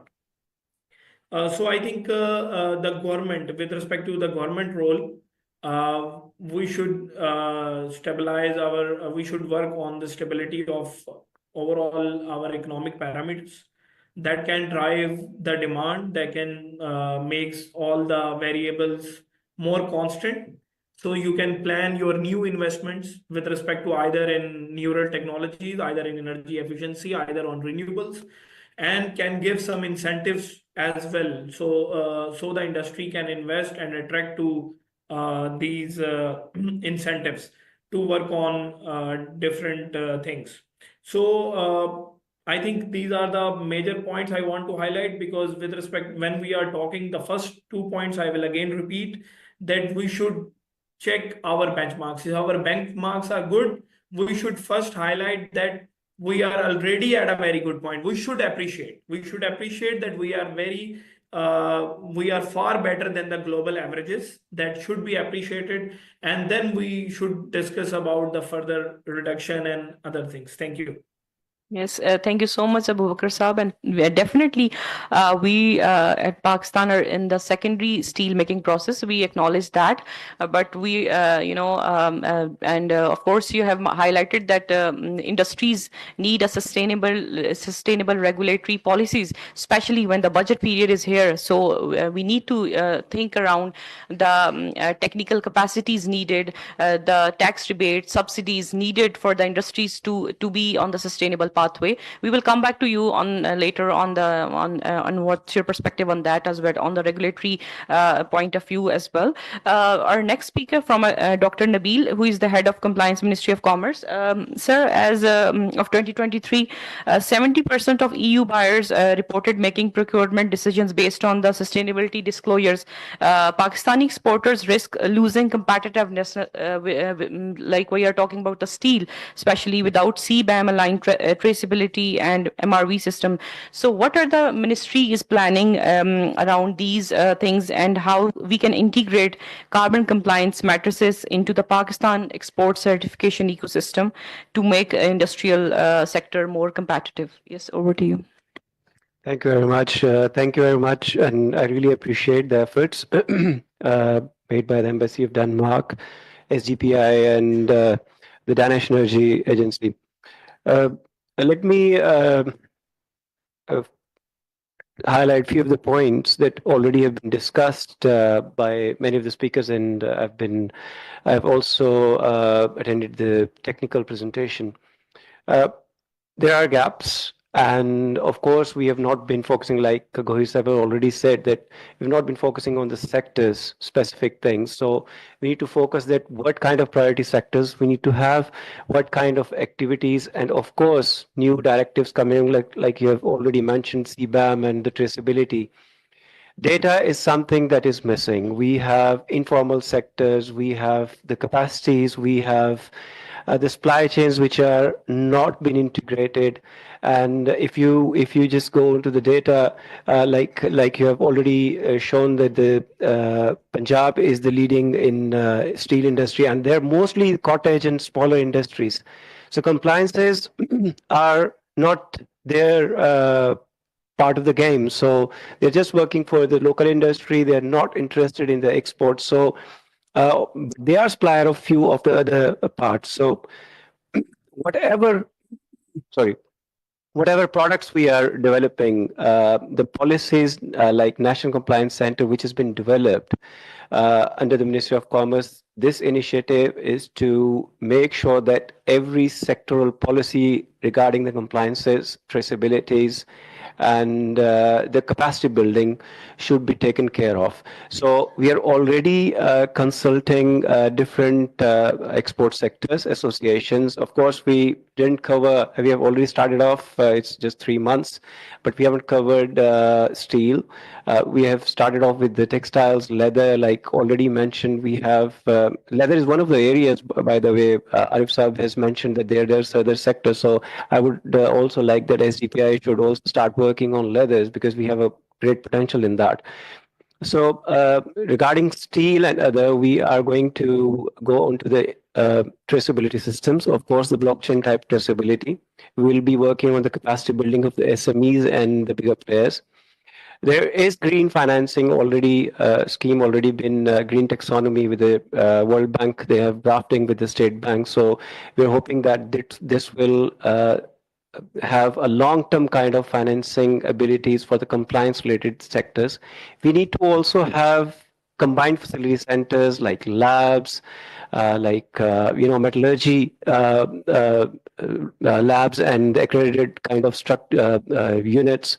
We need to have a training program, maybe you can say incentivized training program from Ministry of Science and Technology, Ministry of Climate Change, and combinedly with the Ministry of Commerce to identify that what kind of incentives and long-term strategies we need to make. Some of the steps have already been taken up, but yes, they need to be integrated. And we're also hoping that synergizing with different stakeholders like SDPI and maybe our offices, international players. So that would be great. By the way, already one of the sectors we have taken up with SPEDA, it's not the sectors, but we have started off with a compliance training program. It's an aggressive one, so anyone can partner with that. So we'll be touching all the sectors in terms of SMEs. So this is what the steps government has already taken up. Thank you. Yes, thank you so much, Dr. Nabil. We will now come to Ms. Sobia Becker, who is the advisor, Park German Climate and Energy Partnership. Ma'am, under PGCEP, what are the opportunities that exist that could be support the Pakistan industries in assessing the trainings, carbon markets mechanism, instruments for energy upgrades? Yes, over to you. Thank you very much, Sadia, and thank you very much to the organizers for having me. Before I get to what sort of opportunities may exist under the Pak German Climate and Energy Partnership, I would just like to reflect a little bit on what my dear friend and colleague Arif had to say, and then the remarks from Mr. Ismail, because I think it's important to also contextualize that. It is, so number one, policy. It is incredibly critical that we're taking into account the carbon footprint of the different products that the steel industry may be producing.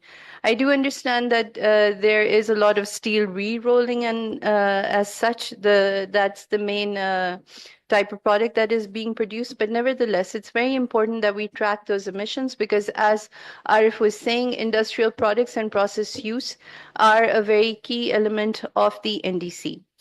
Now, the question arises that why is this not being actively tracked? We don't have a national dashboard at the moment, which is accessible to industries.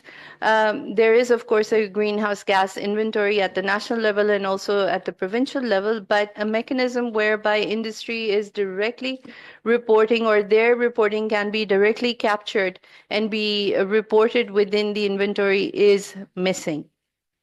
This is something that we need to address. This is going to solve two issues at the same time. The one is obviously of the stack emissions that will be monitored, which gives you an idea of not just the different greenhouse gases, but also of the suspended particulate matter that is responsible for air quality, the issues that we're having. So this is going to be very key. But then also to understand what is actually the political economy that prevents the sort of rapid shift to energy efficiency that we need, but what that is not happening at the pace that it should. And this needs to be understood. Why is that when energy efficiency is equal to economic efficiency and a better bottom line, then why isn't the steel industry transitioning as fast as it should? Secondly, I noted with interest, Mr. Ismail referred to the fact that, globally we have, Pakistan has one of the smallest carbon footprints.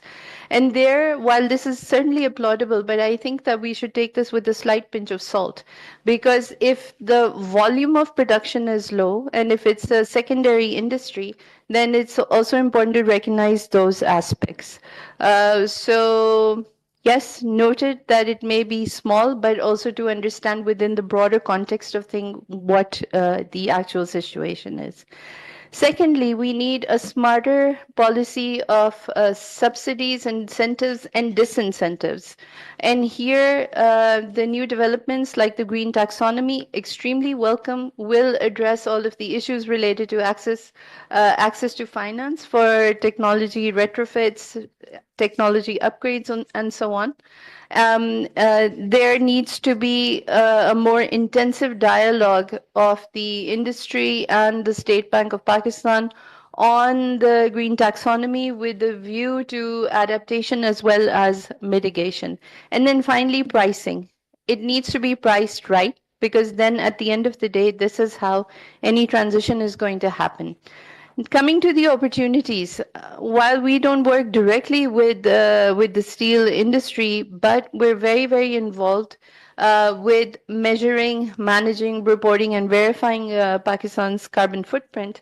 But nevertheless, we are a very key element is also the provision of energy via the grid, at least, where we are working on the digitalization and decarbonization of the grid, so that industry that is on grid is getting better, cleaner energy. And then we have a new project that will go into implementation very soon on emissions trading systems for Pakistan, on emissions trading scheme, pardon me, for Pakistan, which will essentially draw up the initial framework of what of a compliance carbon market mechanism could look like.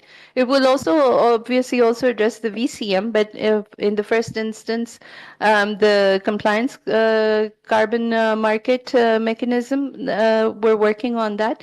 And thereby, through the different packages of support under capacity development of national partners and so on, we would be working with them.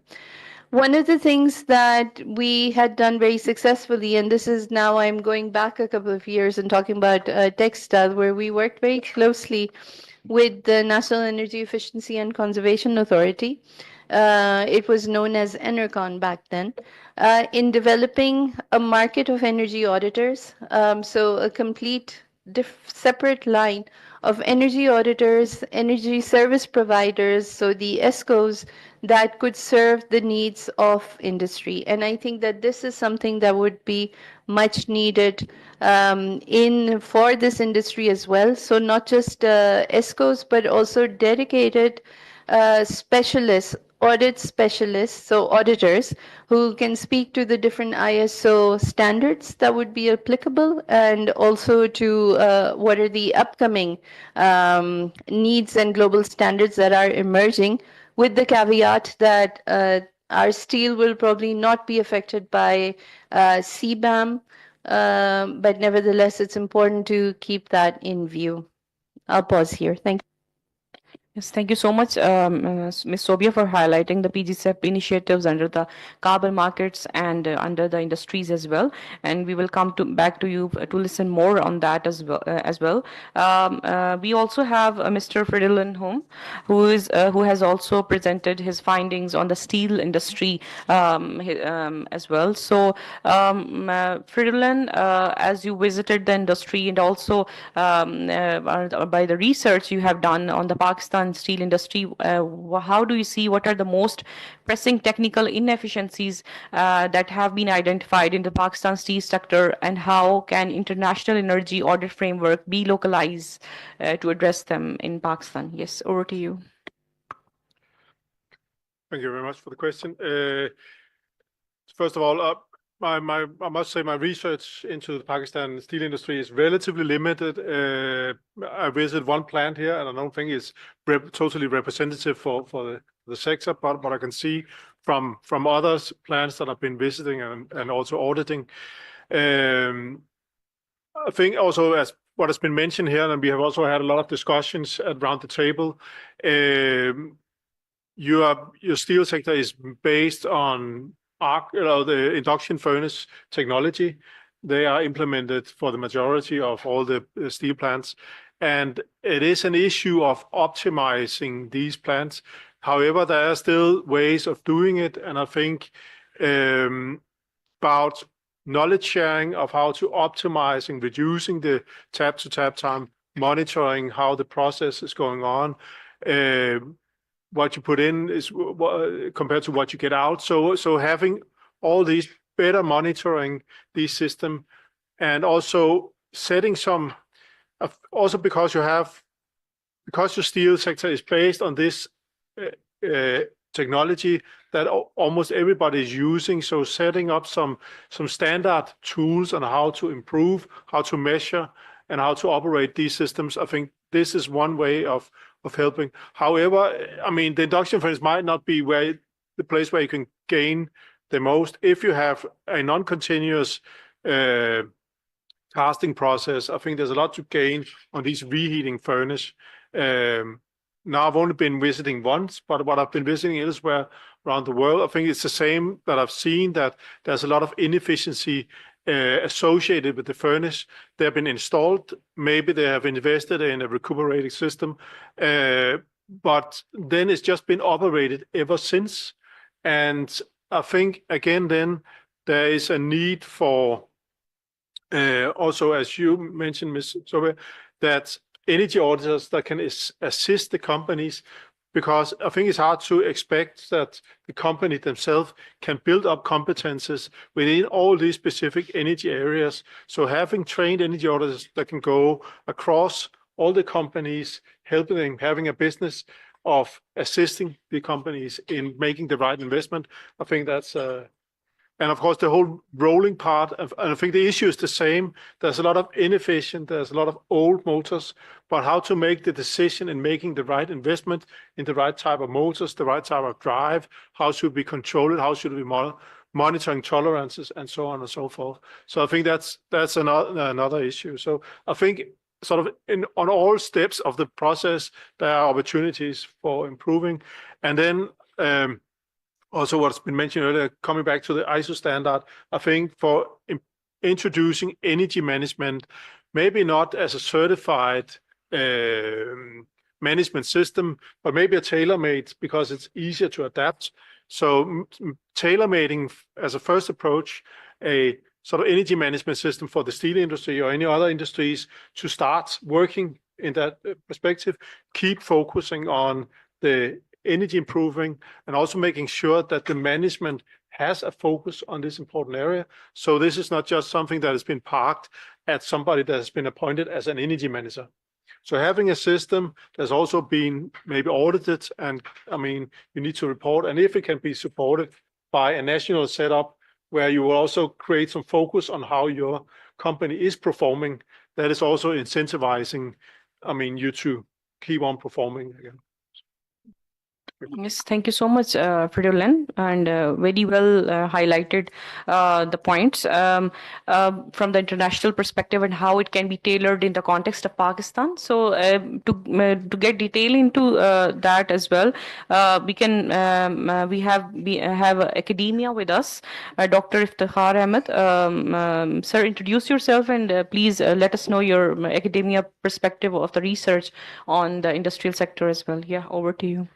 Thank you very much for having me, and I find this very relevant to my work. I'm Dr. Iftikhar Ahmed, the professor at NUST and the head of the department. I'm also CEO of E-Triangle Automation Company. In the morning, Dr. Khalid talked about E-energy, environment, and economy. So the motto of our company is to address the energy efficiency, and indirectly we are addressing the emission, and ultimately this will, you see, save economy as well. So my background is that I have done a PhD in steel making from Japan, Nippon Steel and Sumitomo Metals, and the focus was on the quality, but indirectly on energy efficiency. So one aspect that I wanted to highlight, that different aspect has been discussed since the morning, that the current era is Industry 4.0. So all segments of industrial operation is in Industry 4.0, or we are also talking or thinking about Industry 4.5, 5.0. So 4.0 means that all the operations should be digitalized, and the IoT and the Internet of Things and all the cloud computing can be incorporated. So internationally, in some countries like ma'am discussed from Germany and from other developed countries, they are also like the I'm sorry, energy management system is also transforming into an energy management 4.0. This means that IoTs, Internet of Things, cloud computing can be incorporated in this. In one of the lectures, they said that we conduct energy audit, then we submit report to the company. But the problem is that how much of those recommendations are actually implemented? And the story remained the same. On the other hand, and also there is a challenge that, particularly in the steel industry, there is a human intervention because of the nature of the process. It's a batch process. So, for example, you're running that operating induction furnace for around 2 hours, and at a very high temperature, like around 1500 plus.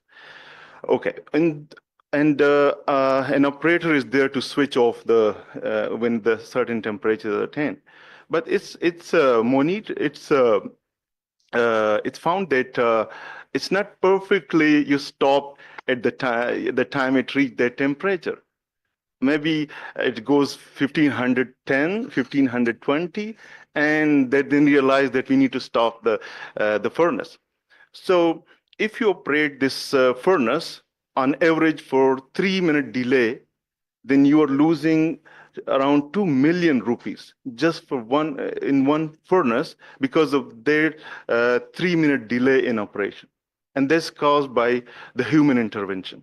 So if we incorporate the IoT, the digitalization into this, you can suddenly and very quickly overcome that loss. Then we can also incorporate the other like technologies, like change in the nature of the furnace or other technology into it. So I think the digitalization aspect should also be covered, which is trending now in Pakistan. Luckily, we got connected with some people like from UNIDO. Masroor Ahmed Saab is here. So we tested our product in a Fazil Steel. Then we went to Dainia, Pakistan. Now we are in discussion with the Bestway Cement. So from energy aspect, the academia is the academia is there to support the transition. But for this kind of initiative, all the stakeholders can be taken into confidence. So we also have worked on, like I'm also representing the environment research group. I'm part of that, and they are working on carbon capture technology and also carbon emission and monitoring system. For example, from the cement industry, as we discussed, if you are producing 1 ton of cement, you are producing 1 ton of carbon dioxide. So there is a lot of room for improvement in this, and we from the academia are here to support. So thank you for this opportunity. It's over to you now. Thank you so much, Dr. Iftikhar, for highlighting the academia role that you are doing. We will come back to you on this. Just a quick question from Abu Bakr Saab. Abu Bakr Saab, are you with us? As we are approaching the budget period, budget 2025, what are the specific incentives, subsidies, or tax rebates you are expecting from this budget, or what you are hoping that what should be in the budget 2025, or what should be the regulatory needs you are required for the sustainability of the steel industry? Yeah, over to you. Thank you. Basically, there are some things that are disturbing the main steel industry. The two important thing is, one is the smuggling issue, the curbing the smuggling issue, because there are certain smuggling of steel that is disturbing the main steel industry. This is the one issue, and that has we have obviously our association has taken up with the certain agencies to check this. Second, with respect to budget, there is one issue that is the tax rebate as in Fata Pata. That is also disturbing the steel industry in other parts of country. There is a tax rebate there. So you can say there is some illegal documentation issue as well. So when someone is showing that they are producing the steel there, even they are not producing there, so they have 18% tax rebate. So this tax rebate, if someone has, then they can sell at 18% discount at other countries of other cities of countries, Pakistan, and the industries that are doing the fair play, they are struggling with them because 18% of almost 2.5 lakh per ton is a huge amount. So this is the major thing that we have highlighted to the agencies, that there should be universal tax slabs for whole country, that the industries can compete with each other. So that is the issues that is going on from, you can say, since last 3-4 years.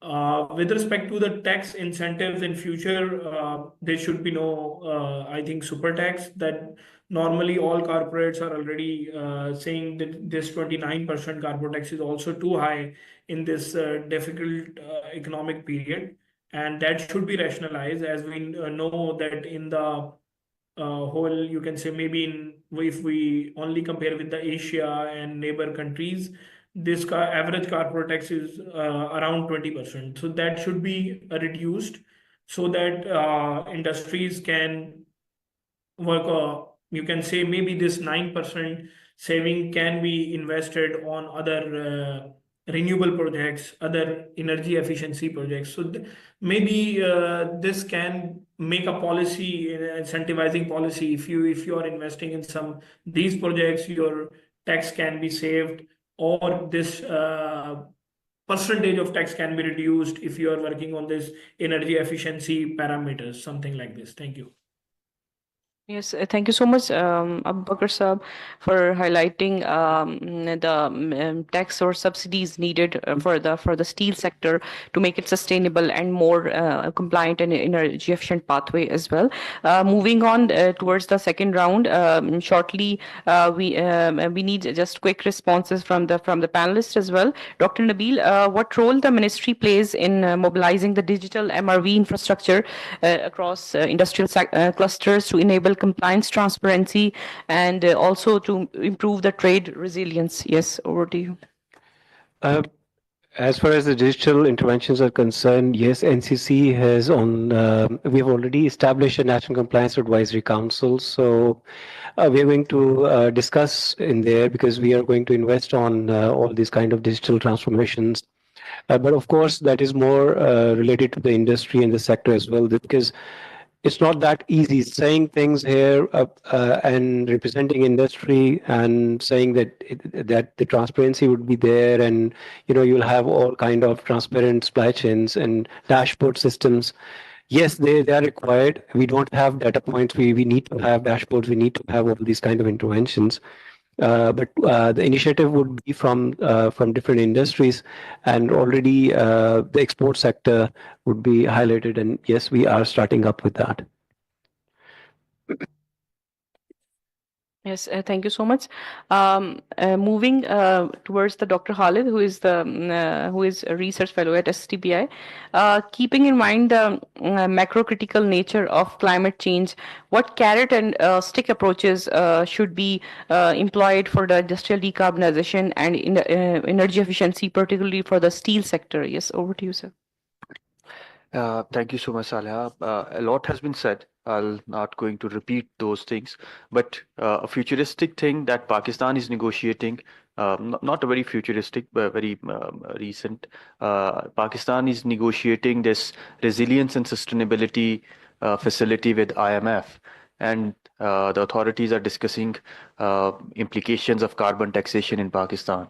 Right now, the debate around carbon taxation is through petroleum levy, but if it is implemented in a true spirit, we would need some sort of good recycling of this tax revenue, and that recycling of carbon taxation that could lead to incentivization of hard-to-abate sector, and that would have implication on energy efficiency investments in Pakistan. Secondly, if there is a carbon tax coming in Pakistan, maybe industrial players, stakeholders, particularly the steel sector, they can see efficiency initiatives, particularly around those have been discussed by federal and as well, as an offsetting mechanism for the carbon taxation. So carrot plus stick approach can be the future of Pakistan, because Salia is very right that climate change has been transformed from just a climatic issue. It has been transformed to macro critical thing right now. So we need to again integrate it. Recycling of carbon taxation, that could be a good thing.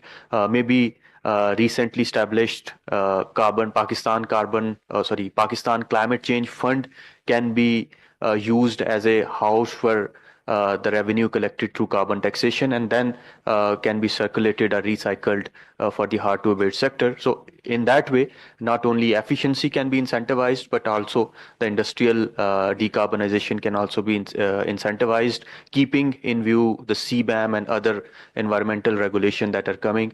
Pakistan can make its exporting industry competitive. Yeah, thank you. Thank you, sir, for the great suggestions from your side. Now moving forward towards Ms. Sobia Baker.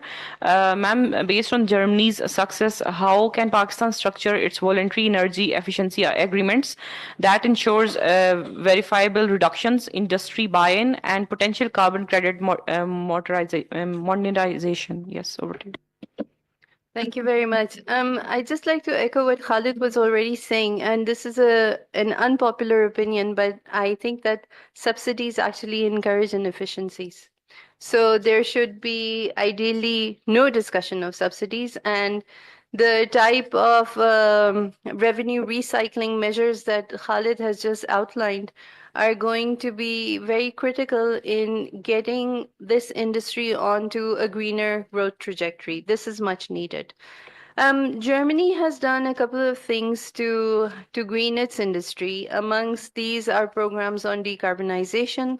There is support available for technology upgrades. There is a regulatory sandbox as well.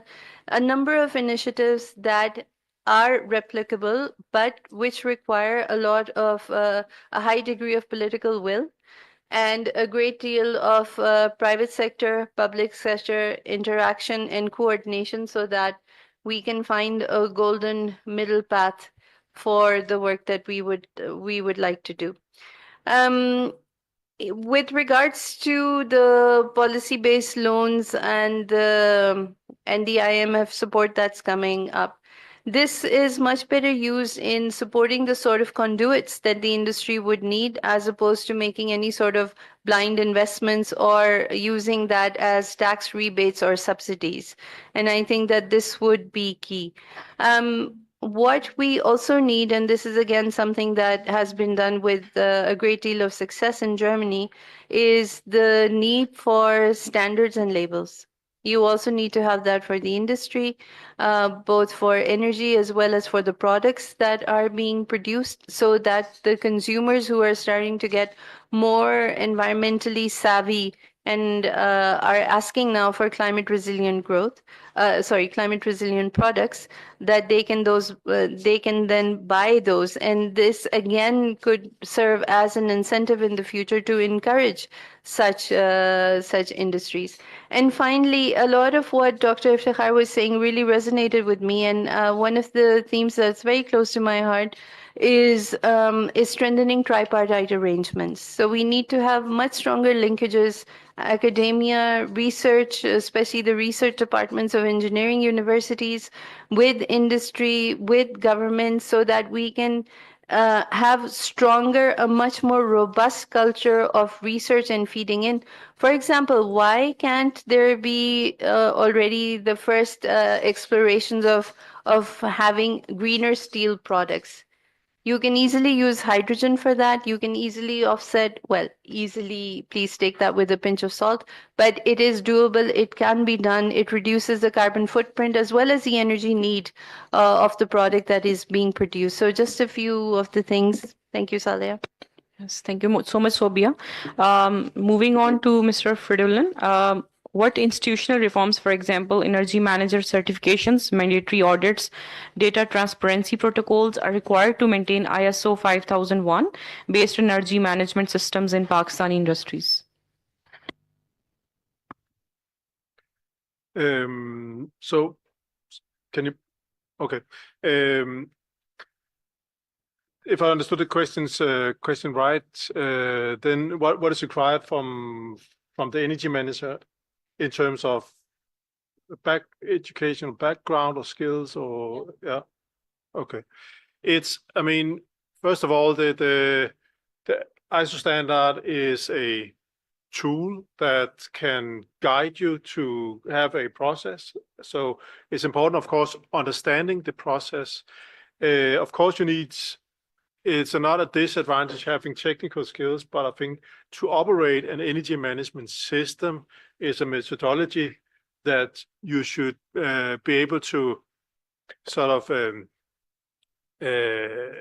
understand, and also understand why are you doing it. So you're not just doing it in terms of following each guideline. And this is also why I mentioned that what we often suggest is that instead of having a full ISO 50001 energy management system implemented, then you make a tailor-made one, because it is way more efficient unless, I mean, there's a customer or some external requirements that tells you that this is the standard that you should follow, then of course you should do that.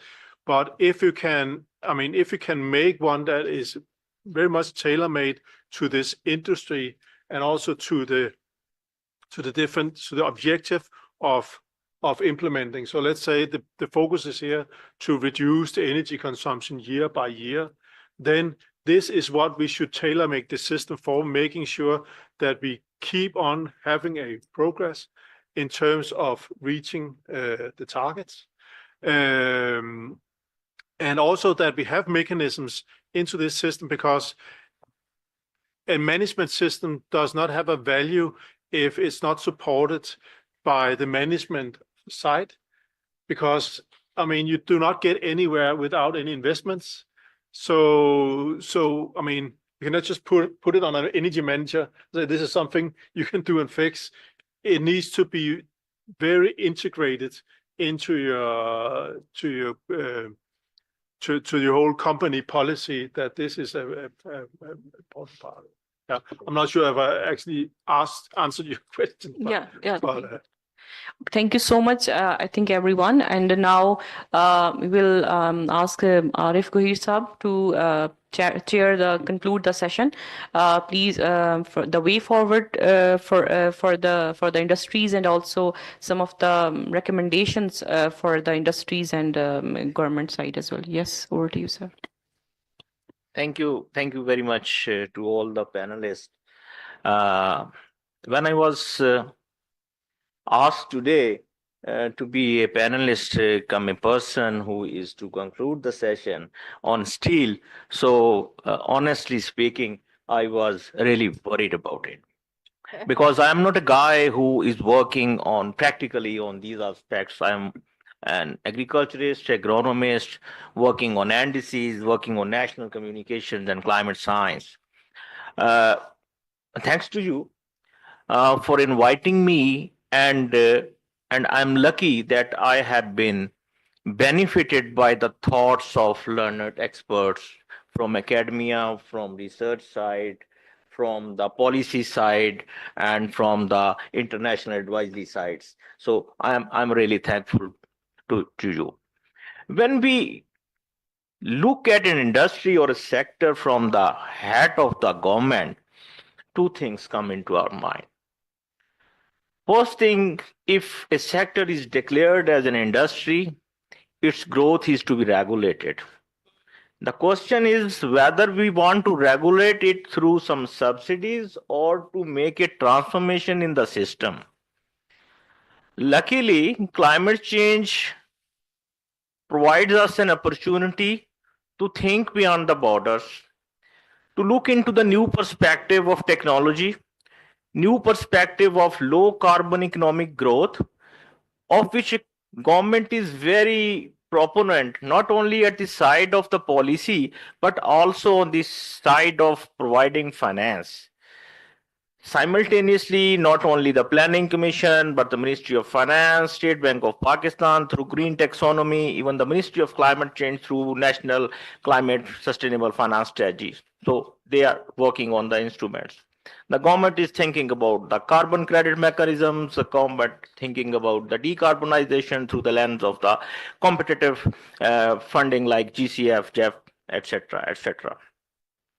But all these efforts require a synergistic impact that can be created only if all the sectors, research, policymakers, and action activists work together. So this is the take home from our side. We need to invest into the technologies. When Dr. Zulfikar Saab was talking about we are living the era of industrial 4 revolution. So I was thinking maybe Pakistan is living in 2 or 1, I don't know. He can better guide us. But the climate is a new normal. Whether the emissions are low, but the efficiencies are higher, need to be higher. But in our systems, efficiencies are not there. Whatever sector you talk about, you will definitely come across the figures where we are inefficient in energy, inefficient in our agriculture growth, in our industrial growth. These challenges can be surpassed if we follow the low carbon economy pathway. A long-term strategy is direly needed for the country. It will not only reduce your emissions, but also the cost of production and also your energy needs. So this is the takeaway from the panel, and I'm really thankful to the honorable panelists for their comprehensive insights into it. Thank you. Thank you so much, Arif Saab, and very rightly concluded the session. Although you're fear of the steel sector, but you know you have right recommendations on that. And thank you so much, everyone, Ms. Sobia, Dr. Nabil, Fridolin, Dr. Iftikhar, and Ismail Saab for joining us. And we will now move towards the wrap up and conclusion. I would request Nadeem Nawaz Saab for wrap up the whole day, and what's your take on that? Yes, Nadeem Nawaz Saab, if you can join us on the podium. Nawaz.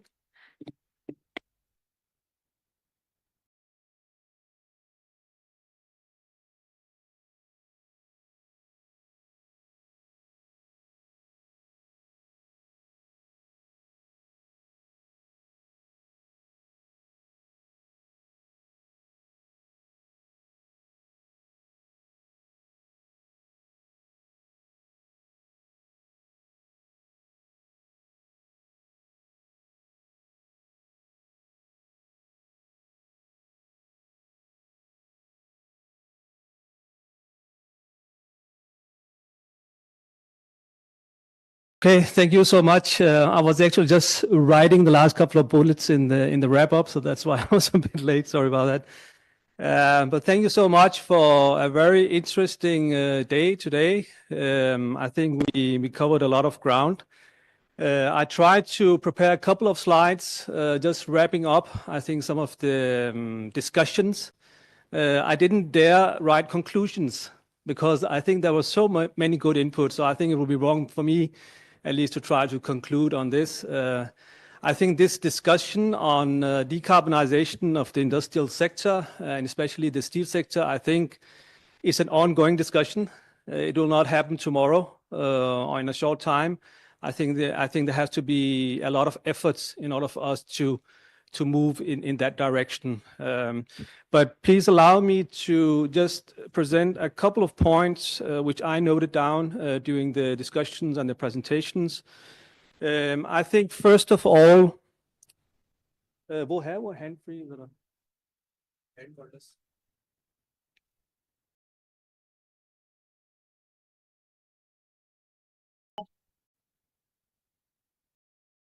Much better.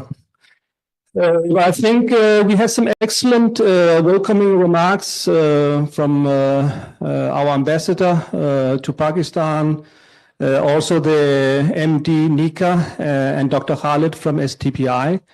And I think the vision for a green energy transition is there. I think we have been discussing and debating this for many years now. So I think it's there.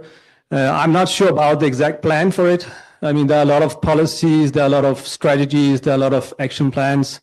I think MD Nika is working on the energy efficiency side of things, and there's a plan in place. But at least it's encouraging that there is some kind of vision. There's also support from the government and also from international donors. So that's, of course, encouraging. I think in my presentation from the Danish Energy Agency side, I try to bring in the EU and the Danish context. I mean, where are we in terms of the green transition? What are we doing and what kind of challenges are we facing? And then I think I try to stress that there's no one size fits all. I mean, we can't just implement policies or schemes from Denmark or EU in a Pakistani sort of setting. It has to be adapted, so it fits the challenges of Pakistan. And of course, this is an ongoing sort of effort. I think we had a lot of good discussions on energy taxes, CO2 taxes, voluntary agreement schemes, incentive schemes, etc. So that's that. Maybe those are some of the answers. Yeah, I also gave an introduction to the Danish Energy Transition Initiative and what we are doing. And for us, and I think for many European countries, I mean, energy efficiency is the first fuel. There's a lot of potential for energy efficiency also in Pakistan. I think the energy audits we have done in the textile sector, but also the steel sector, it shows a lot of potential. So we should really consider energy efficiency as a fuel, and we should try to implement energy efficient measures. I think I also had a slide showing that it's much more cost effective rather than just focusing on renewables. So this is also one of the key messages. I think Fridolin, our international consultant presenting, gave a brief introduction to the steel sector. There were a lot of sort of examples on the CBAM, how it is implemented and how it impacts the steel sector, but maybe also other energy-intensive sectors.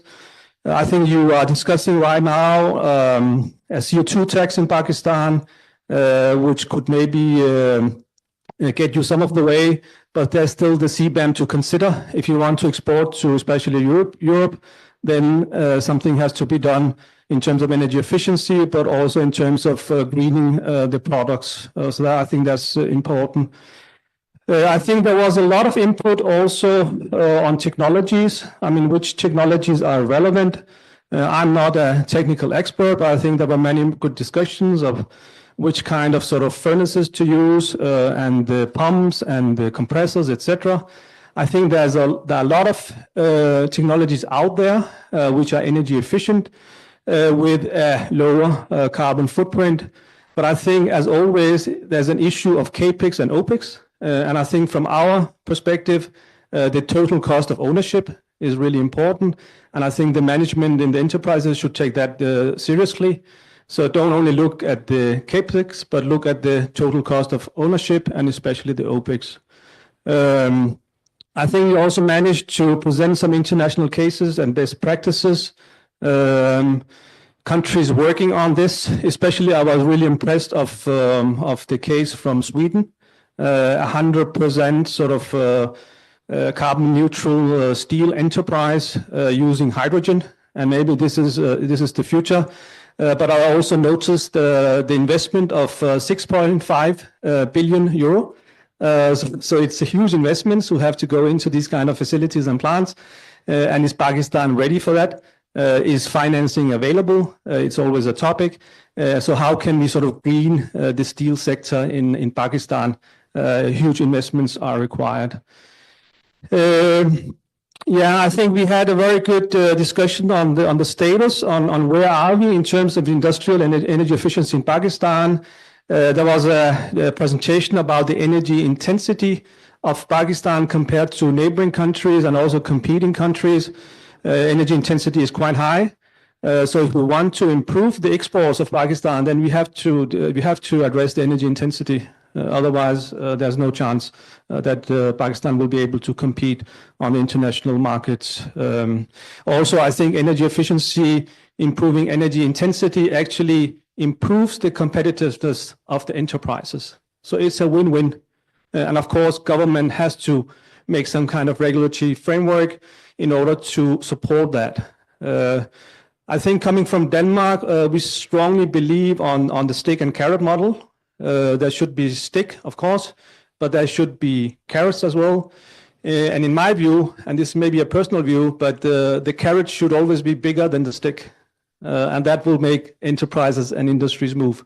So that's just my personal opinion. I think, the next one, and this is the last one. I think the aim for us for this project was to gather as many relevant stakeholders as possible.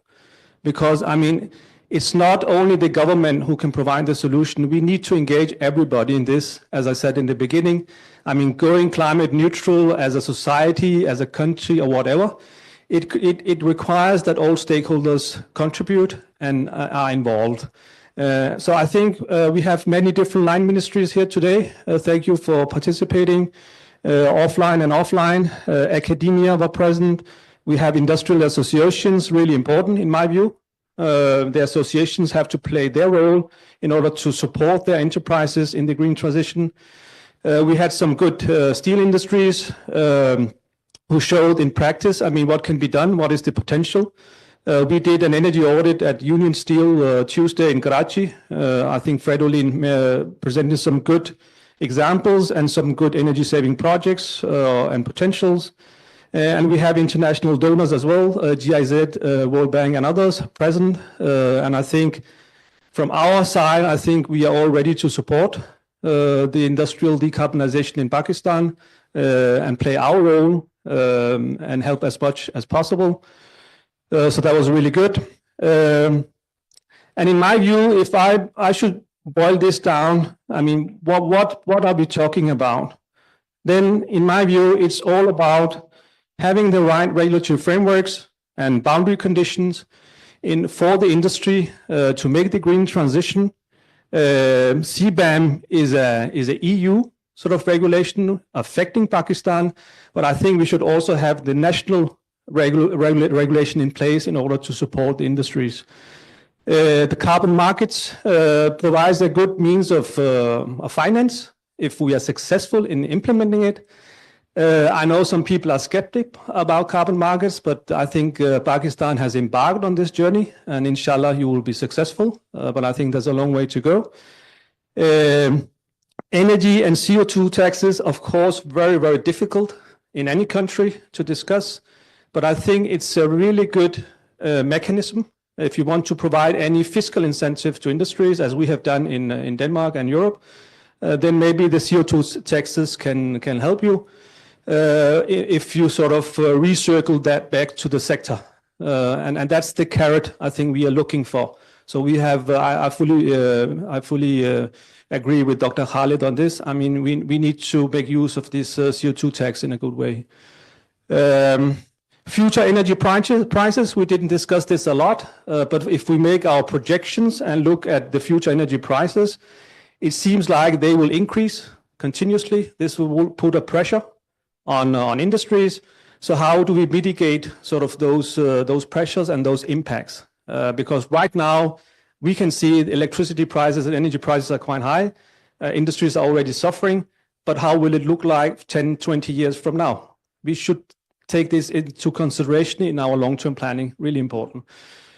Financial models, yes, they are very much needed, especially in a country where financing is not readily available. So we need to discuss how to include maybe commercial banks, also international donors, of course. And I think maybe if I should just mention one stakeholder not present today, that would be the financial institutions. Maybe we should invite them next time as well, because they can play a really big role here. Future technologies, I would say energy efficient technologies. Don't forget that. That is really important. Renewable energy technologies, electrification, I think will be the key for the future, especially if the electricity is green. Power to X technologies to produce green hydrogen, and then of course carbon capture, utilization and storage. So these are some of the technologies which are now being developed and demonstrated. And I think we should consider how this can also be implemented in Pakistan. I think you will have to rely on sort of also some of the international experience on this. But finally, I will just say I think that it's been a really good day, and at least I can feel that all stakeholders they would like to come together to pave the way for decarbonization the industrial sector. I think we discussed steel sector in detail, but this I think goes for all energy intensive sectors. So I think we had a very good workshop today, and thank you so much for participating. And inshallah, we will have more of these workshops in the future. Thank you so much. Assalamu alaikum. Yes, thank you so much, Nadeem Saab. And I think we are very well noted and very rightly concluded the session today. And definitely energy efficiency is not just a cost-saving tool. It's the first fuel for economic resilience. And for industries, it's the smartest investment with fastest returns. Thank you all for joining us. And from this session today and dialogue, we will have a short report we will share with you shortly. And also we will have similar dialogues on the industrial decarbonization as well. And I also finally wanted to thank Embassy of Denmark for holding this dialogue, and Danish Energy Agency for being with us for holding this dialogue with us, and also my STPI team. I am very thankful. Without them, it won't be possible to hold such dialogues. Special thanks to Saad, Sarim, Arfa, Dr. Khalid for his guidance, and Sadia and Aisha. Thank you so much for joining us, and please join us for the tea break. Yes.